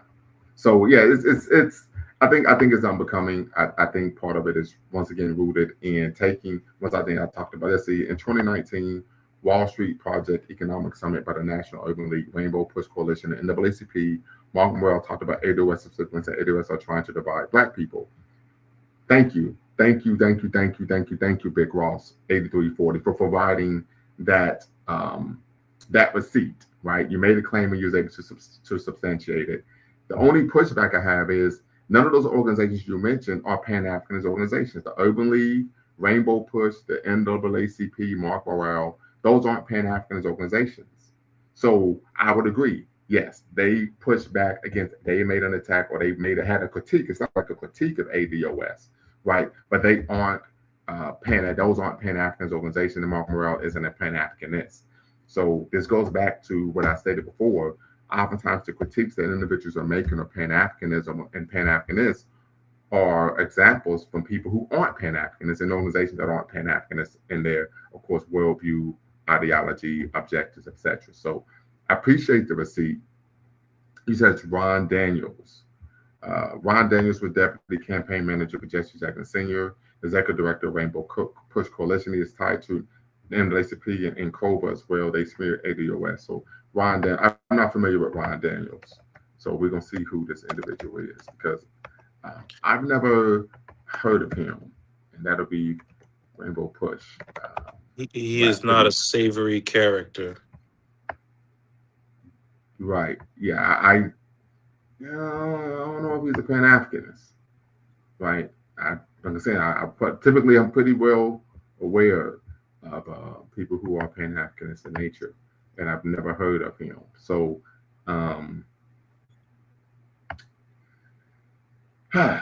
yeah. Professor, can I ask you one question about Pan-Africanism? Please go right ahead. I prefer doctor, by the way. Doctor, my apologies. Yeah, Dr. Lumumba. You know, I hear what you're saying about what we've been taught going back through the 60s and 70s. But in my readings, I see that it seems as though as a lot of the African nations were gaining their independence in the 60s, it seems as though the spark for Pan-Africanism was coming from this side of the ocean. Not that there's any issue with that. Mm-hmm. It just seems to me that today, here we are 60 years later, that capitalism and imperialism seems to have sort of won the hearts and minds of the common man, even in West Africa, East Africa, South Africa.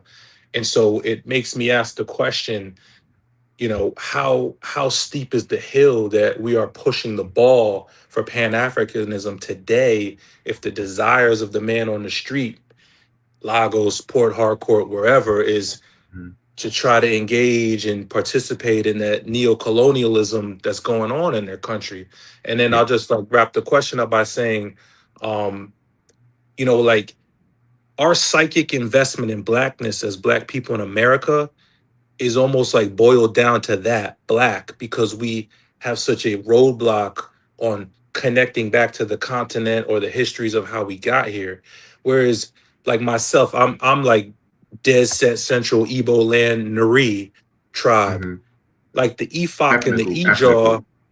Yeah. So like the Efok and the Ejaw were on Bonny Island selling my people. And the Arrow Confederacy was collecting us up and bringing us to them. Like those memories and those, you know, those I don't know what to call transgressions still exist in the mind of the Igbo. So like to then now in 2026 from the West come to the man in Port Harcourt in Nigeria and preach to him Pan-Africanism while he's, in the midst of the second or third generation of neocolonialism, it's like that's almost as realistic to me as getting a lobbying group for ADOS to push legislation and have the votes in the American Congress. So I'm like, that's why I'm on this, like, what are we doing here? Like, can we be more imaginative about... Let me answer your question. Sure. I'm going to answer your question. I'm very happy you asked the question. I think you should come on a platform on a regular basis. So there's a couple things. As you mentioned, well, you didn't mention, but I'm going to speak to it. You probably alluded to it or intimated. Pan-Africanism was created by African people in the West longing for their homeland, right? Of course, there are 3 eras of Pan-Africanism. You have Proto-Pan-Africanism, that is everything prior to the 18th century, classical Pan-Africanism, 18th to 20th century, and then, of course, modern Pan-Africanism. Of course, the term was coined by, of course, Henry Sylvester Williams, a Trinidadian barrister, and Ashley Kinloch, who was a Black woman from South Africa. They are the ones who coined the term. So, a couple of things. You mentioned the 1960s, right? In the 1960s, there have been a number of eras of Pan-Africanism. Part of the push was for what? It was anti-colonialism, the fight for independence, particularly in the Caribbean and, of course, in Africa. And then there was support in the Caribbean and Africa for, of course, Black people's fight against Jim Crow, right? I did a show when I had my colloquy with Dave Anderson, where I was able to cite, of course, U.S. Secretary of State communications with, of course, U.S. Department representatives throughout the world, where they talked about, hey, this is an issue. Jim Crow is an issue for us. They talked about how, of course, there were African nations disseminating in their media the treatment of African Americans in the United States of America, right? As a reason why they were looking to maybe pivot and do business with the Soviet Union during the Cold War. So that's one issue. If you ever have a chance, and you could Google my master's thesis, Is Pan-Africanism is Dead? Because I speak directly to the issue that you mentioned. A couple of issues. One, Pan-Africanism, I believe, should be critiqued, but the reasons people give for critiquing it typically aren't accurate, right? Pan-Africanism is an ideology that promised so much that is delivered very little, right? There's a great book titled by a Ghanaian novelist titled "The Beautiful Ones Are Not Yet Born," where he talks about disenchantment and post-independence Ghana, right? And basically, the synopsis of the book is corruption is rampant. There's a lack of the development. And what he realizes is that the individuals who are actually going to bring about the true development and liberation of Ghana as a nation haven't been born yet. That's the synopsis of the book. I've been to Africa on several occasions. I would tell you this, when I've been to Africa, and I'm going to be going back in probably the next 30 days, I was surprised by the level of global consciousness of brothers and sisters on the continent. And I should have known better, but this is something that happened. But there's a couple of issues. Right, some of the leading figures in Pan-Africanism coming out of the 1960s were assassinated. Malcolm X is one. We know that Kwame Ture, born Stokely Carmichael, he left and went to Guinea because he found out he was going to be assassinated. And he was from Trinidad and Tobago, putting in work for African Americans via the Civil Rights Movement, along with Dr. King here in the United States. Trinidad and Tobago born, Bronx, New York raised, Howard University educated, and was once considered the Prime Minister of Black America, but during his time with the Black Panther Party. You have individuals, activists such as Steve Biko, of course, statesmen such as Patrice Lumumba, Thomas Sankara, Nkrumah being, of course, removed from office via a CIA-backed coup. And then you even have, when we talk about the creation of the African Union, or at that time it was known as the African Organization of African Unity, you had the Casablanca group, which was a group of radical Black heads of state who wanted to have a Pan-African agenda for the entire continent.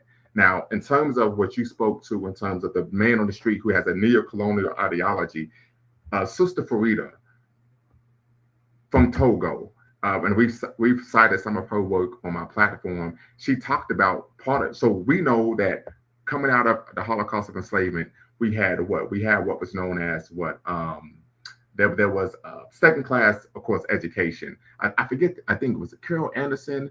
A sister wrote a book, it was titled Education of Blacks in the South. And it talked about that we weren't given an education actually for equality or for first class citizenship. We was given an education for second class citizenship during, of course, up until Jim Crow.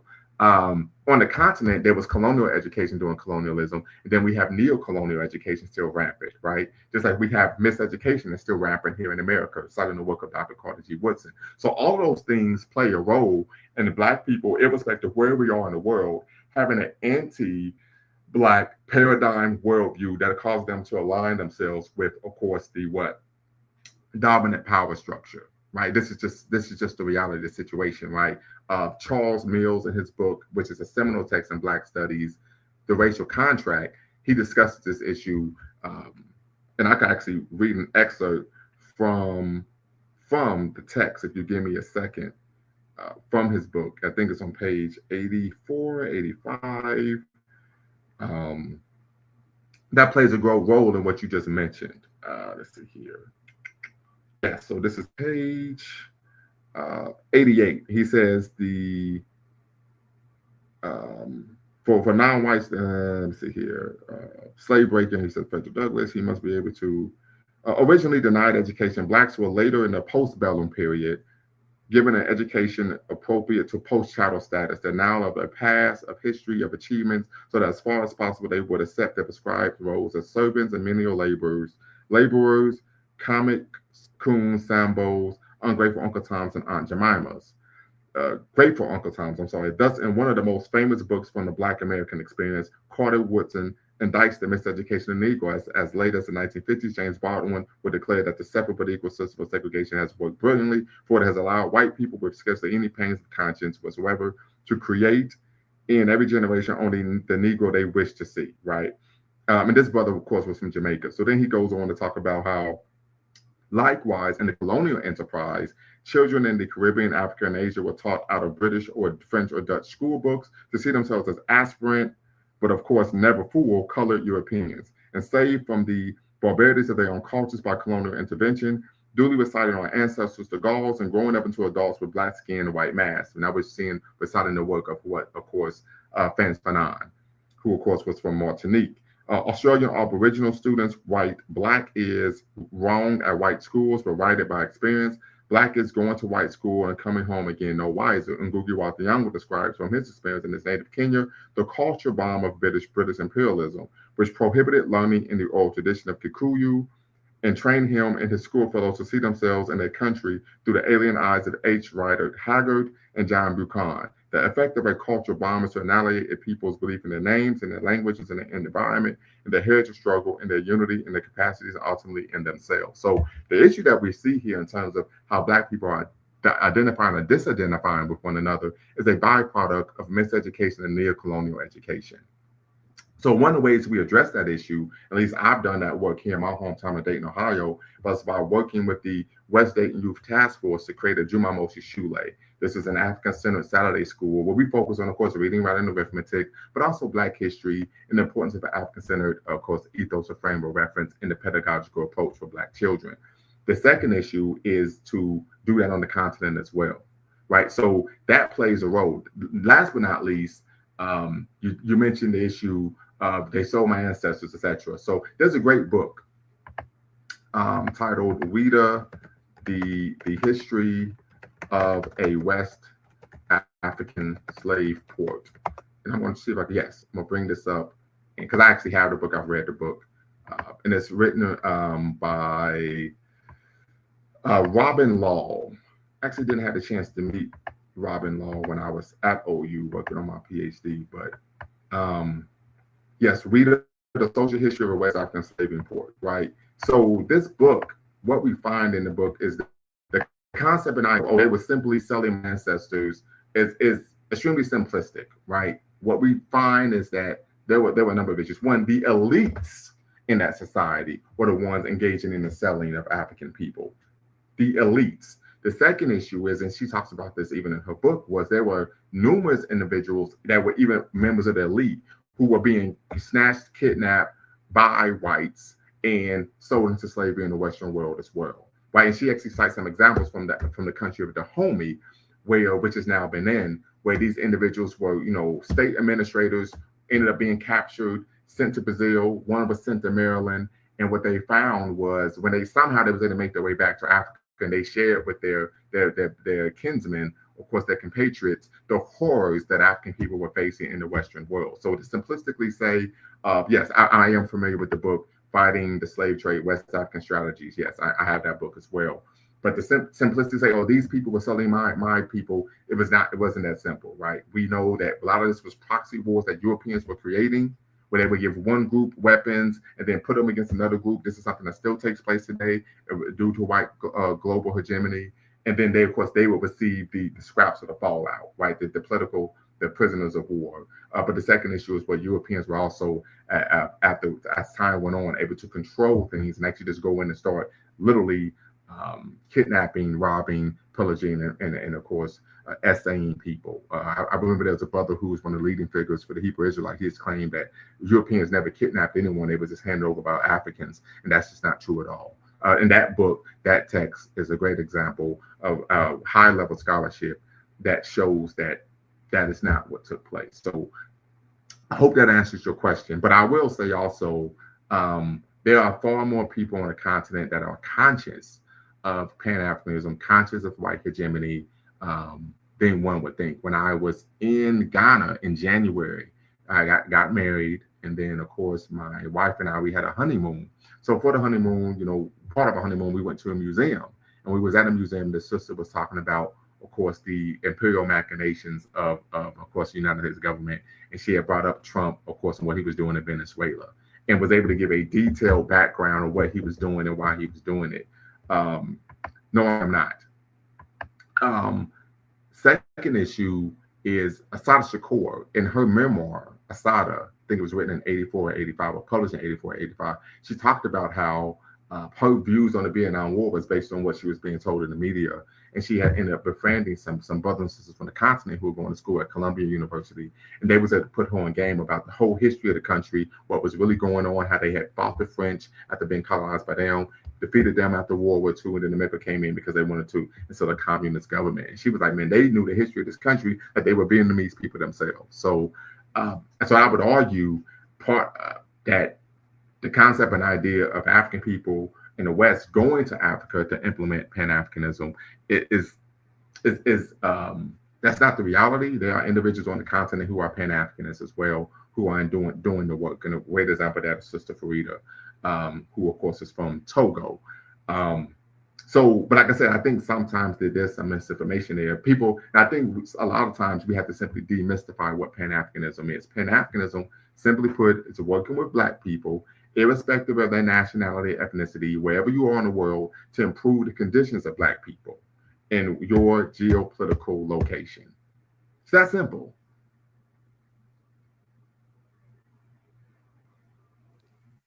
Yeah, I have no disagreements. I understand the history. I understand the, for lack of a better term, technology of pitting one ethnicity against another. Mm-hmm. I think it's a matter to me of like, how do we get the dominoes to fall, right? Like you mentioned, you're working in Dayton on youth education. I myself have tried to kick off some things here. The NAACP and the Urban League have probably been my two biggest enemies in that. But I think the domino that has to fall first is obviously here in America, because that sort of breaks the grip a little bit of neocolonialism.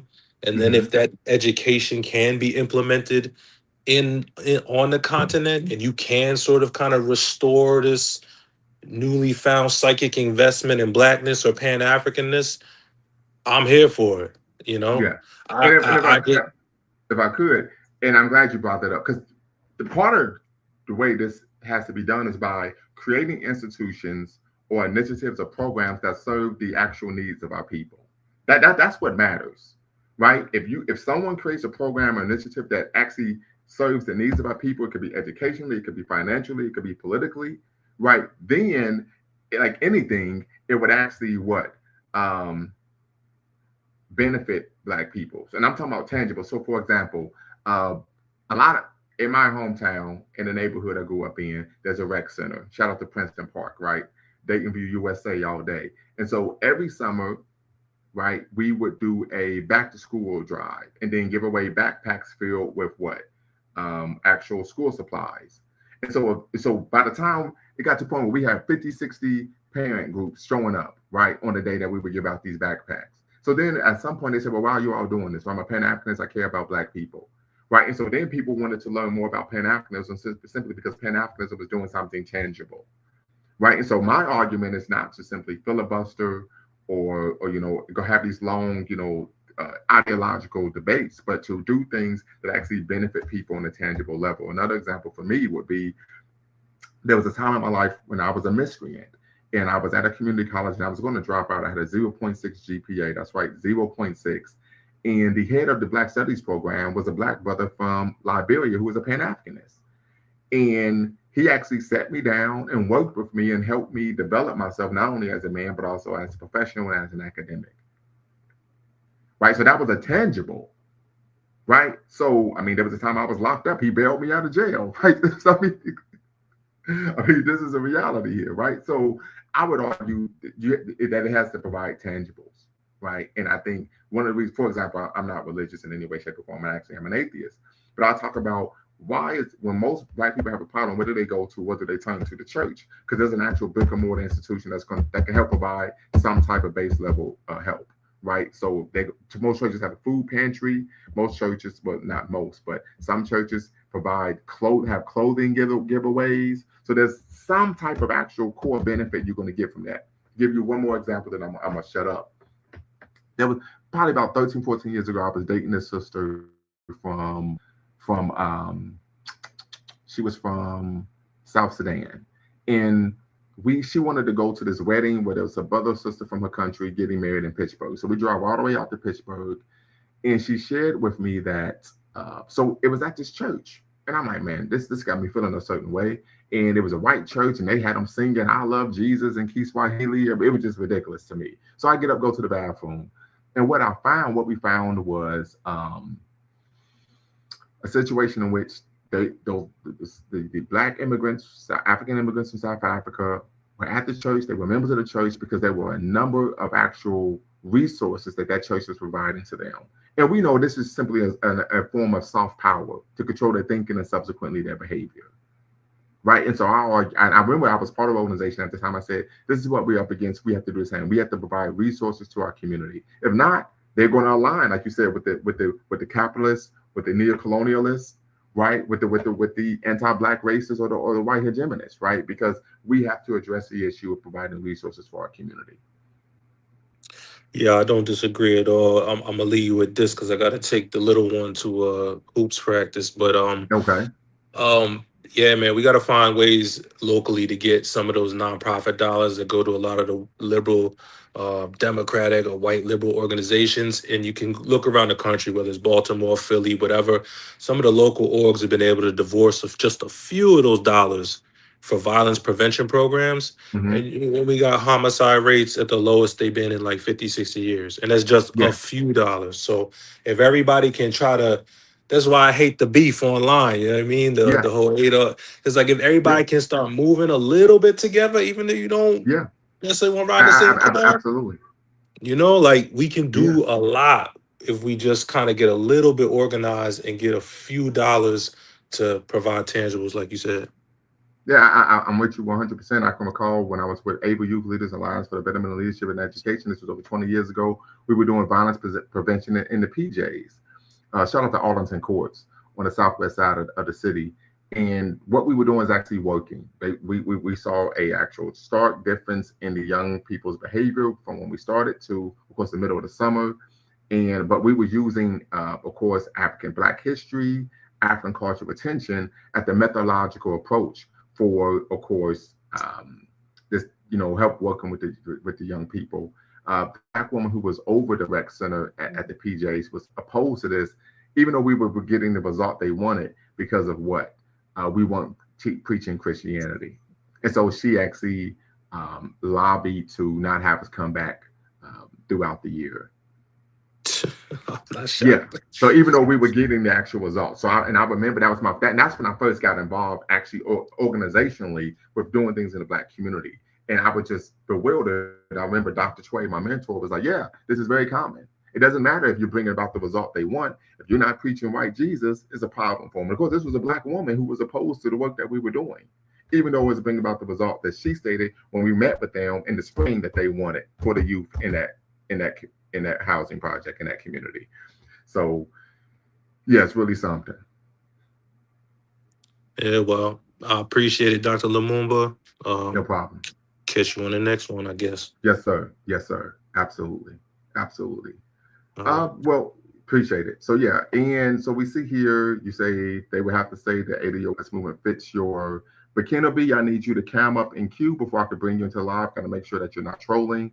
Well, like I said, my issue, of course, is the fact that she's made a number of xenophobic or Afrophobic or Blackphobic claims. And so that's my issue there. You can't on one vein say you want to help all Black people, but in the next, you're of course making, I don't remember FBA or Pan-African groups talking about terms of unity. But if you are familiar with Pan-Africanism, talking about terms of unity, then I would argue that you're not familiar with Pan-Africanism in any way, shape, or form. A great example of that would be the Organization of African American Unity that was created by Malcolm X, right? If you aren't familiar with the Organization of African American Unity's charter, you should read it. I have a copy of it. I can email it to you. But please do. But Keno B, I need you to cam up in queue before I can do what? Bring you into live. So once again, I can email that to you. Or you could come onto the live and I can share it on my screen. So let's see here. OAAU. Yep. Okay, so I don't know. Maybe that person was trolling because they did not come into the live when I asked them to actually share their screen to show that they weren't trolling. So this, of course, is the Organization of African American Unity. This is coming from the book Modern Black Nationalism from Garvey to Louis Farrakhan. Marcus Garvey, Louis Farrakhan. So right here, upon the establishment, there are 5 core objectives, the basic aims and objectives. We see the Organization of African Unity welcomes all persons of African origin to come together and dedicate their ideas, skills, and lives to free our people from oppression. Branches of the Organization of African American Unity may be established by people of African descent, wherever they may be, whatever their ideology, as long as they be descendants of Africa and dedicated to one goal, freedom from oppression. The basic program of our Organization of African American Unity, which is now being presented, can and will be modified by the membership, taking into consideration national, regional, and local conditions that require flexible treatment. The Organization of Afro-American Unity encourages active participation of each member, since we feel that each and every Afro-American has something to contribute to our freedom.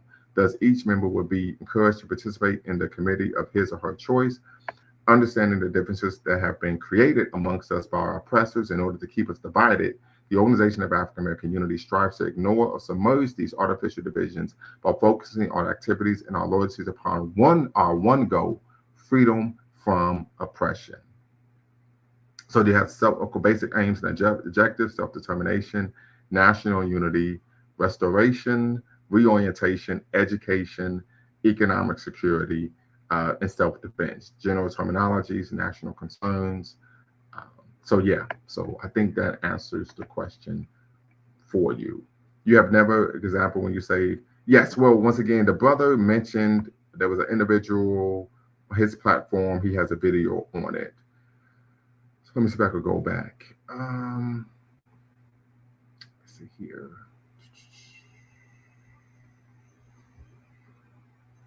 Oh my goodness. See if I can find Omawale Africa. Okay. Let's see here. And maybe we could bring this up. Let's see here.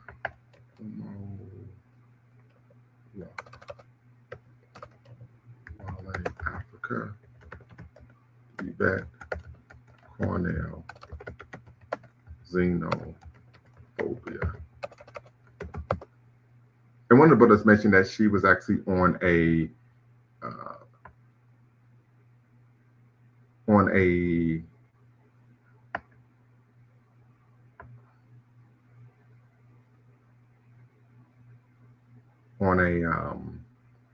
organization of some type that was opposed to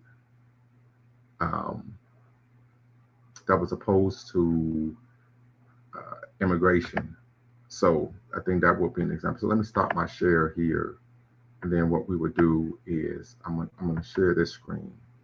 So let me bring this up. Okay, here. So it says, everybody can't come. Dawn is problematic in several ways, not the least of which is her overt xenophobia. Stop trying to save her. Let's see here. Peace, my name is Haven Bullis, and today I got to bring you this video. Yvette Carnell cries about one of her former members being too xenophobic. See, this woman has this woman, Dawn, has will actually be able to bring this up. Yeah. So, Mr. K, if you have that video, you could share that with me. It'd be greatly appreciated because I want to see, man, if we have this. Because I remember for Omowale Africa, he used to stream a lot. Then he kind of got behind the 8 ball, I guess you can say. Stopped streaming as much as he used to, but I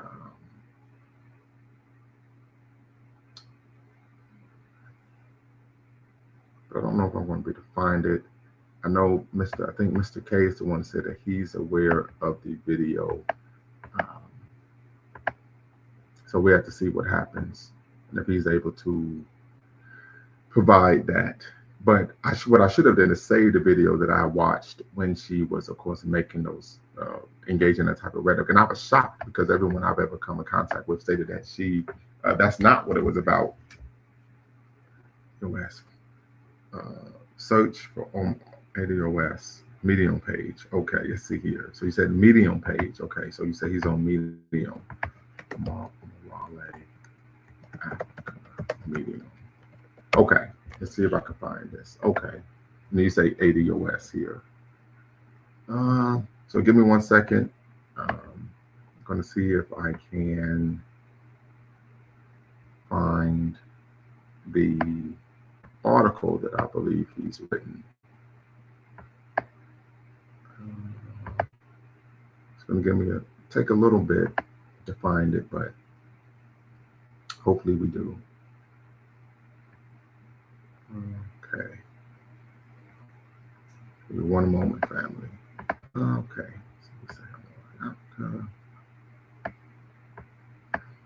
ADOS, the primer. Okay. So this is May 12th, 2019. Let's see if this is an example. And of course, if you haven't, you could subscribe to him on Medium. Let's see here. So let me share my screen, family, and we could bring this up. Okay. So this is ADOS, a historical primer for the anti-African roots of the ADOS movement, Black America's quest for citizenship and a cry for government action. Political genealogy matters if you want to discuss the basis of someone's political thought. Solely within the African community have been 2 distinct strains of political thought, which emerged simultaneously after emancipation: the African political thought represented by Martin Delany and the Negro political thought represented by Frederick Douglass. These are facts. Let's see here. Conservative liberal white Americans were in complete agreement with 2 cardinal principles, which became the bedrock of post-civil political landscape. The presence of newly freed Africans constituted a problem that needed to be solved. The formerly enslaved sons and daughters of Africa would never be recognized as citizens in America. This is very true. Yeah, he's citing the U.S. Supreme Court. Let's see here. I think he puts up this actual video. Oh, this is just a picture. Okay, let's see here.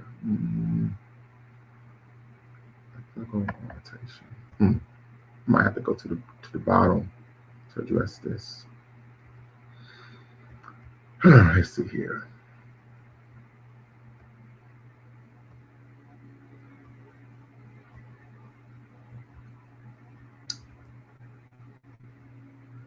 This is pretty long. Okay, citing, yeah, post-Douglas era, Booker T, W. Du Bois.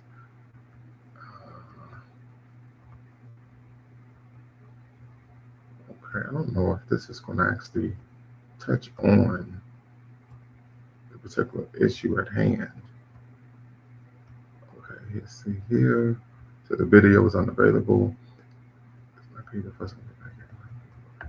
Yeah. Okay, so yeah, couldn't get anything out of that, family. Do apologize.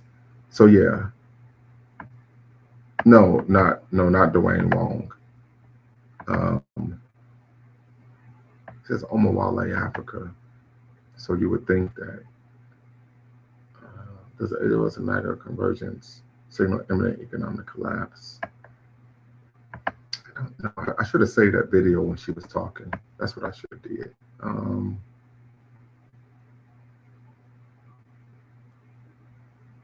Let's see here.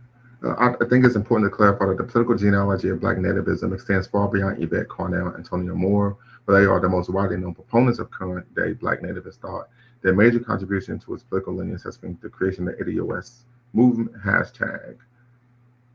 Claude Anderson as the father of 21st century Black nativism. Okay. Neither Yvette Carnell have presented any new findings that haven't been already discussed, acknowledging by Dr. Anderson. Where the two camps differ is the solution to the problem. Dr. Claude Anderson advocates for group economics and multiracial voter blocks as a means to addressing the problem of Black powerlessness. Advocate for New Deal type democratic socialism. Demands without the ability to physically or economically enforce them is an act of empty political rhetoric. And this is true. When jingoism and Djangoism collide, America first. When we examine the historical record, a clear picture emerges of the natural relationship between the reactionary elements that propelled Trump to the White House, Yvette Carnell's Negro American patriots. These two groups have long served as America's proverbial rats in the sinking ship. As co-creator hashtag, and I want to be clear that we are American first, and this country owes a specific to us, a debt specific to us, not people of color. People actually know them because they are new American and from slaves in Haiti, etc., are intentionally misrepresenting the hashtag. The new American, white American, Negro American, white American marriage of convenience waxes and wanes with the booms and busts of the American economic cycle. Despite this history, the winds of nativism are the strongest.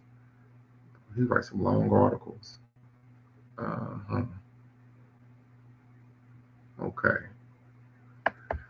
So, this is go to the paragraph where starts American Negroes today are picking up from where the boys left off. Okay, got you. I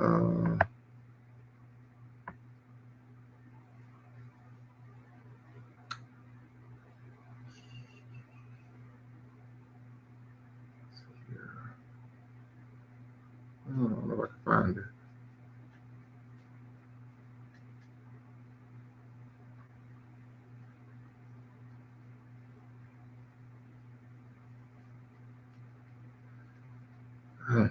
I don't know. I don't think there's a paragraph that starts off with that.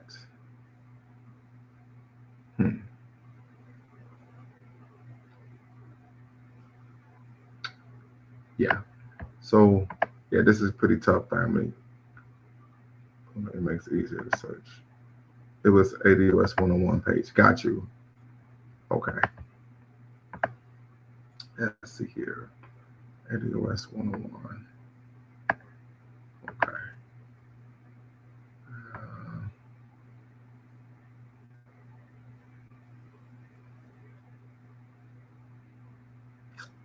What do we got here?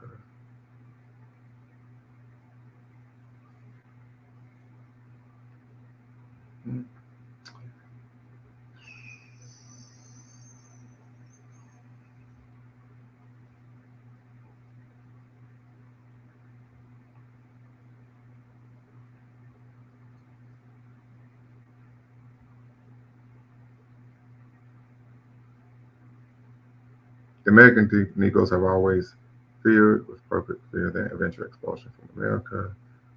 Let's see here. American Negroes today are picking up from where the boys left off in 1903 through the evangelical work of Antonio Moore and Yvette Carnell. The American DOS movement is attempting to build a case for government action based on the flawed logic that America has never really understood or figured out how to make the slave whole. Where Frederick Douglass got it wrong by relying on emotional appeals and Du Bois got it wrong by relying on scientific reason, the ADOS movement will build their case for government action based on economic data, namely the racial wealth gap. It's highly probable that ADOS movement has studied the use of the income gap by civil rights leaders as a means to urge the government to make good on its debt to the Negro, which is why they focus their strategy on the wealth gap. After 160 years of trying, ADOS just might be. Yeah, but that's not an example. Let me look up Dwayne Omawale. Maybe he wrote an article on the subject matter. I know he's written a lot of articles, though.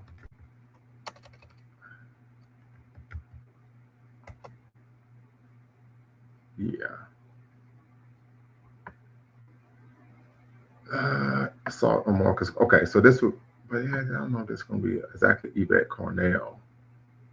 But he talks about correcting more information from ADOS about Pan-Africanism.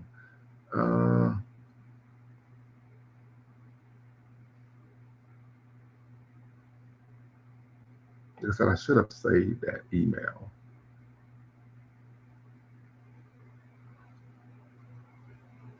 Yeah.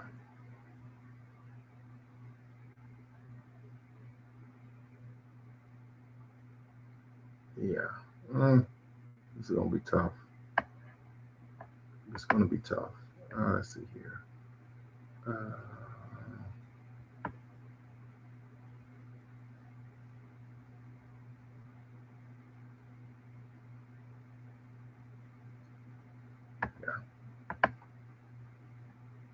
This will be my last try, family.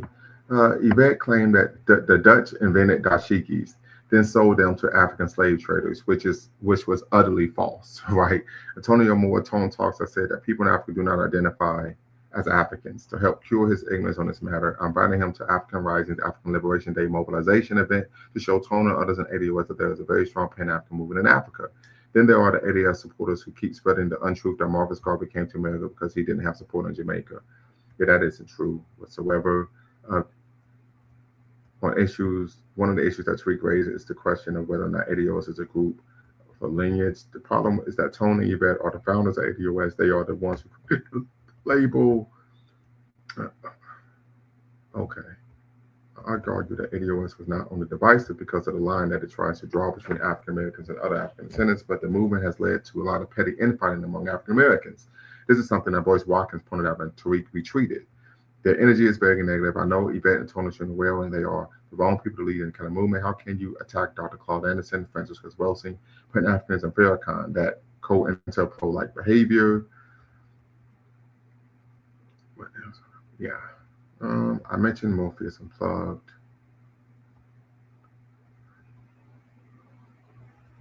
Morpheus has had some very strong criticism against me. Okay. But so even Yvette herself was forced to admit that she was warned about associating with Tariq and did not listen. It's the only thing that could spread the vision.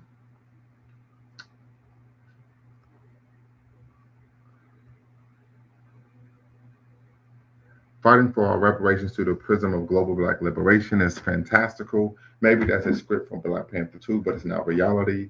As ADOS, we have specific claim against America. Anyone selling you on a different idea is either a liar or a moron. You decide. Interesting.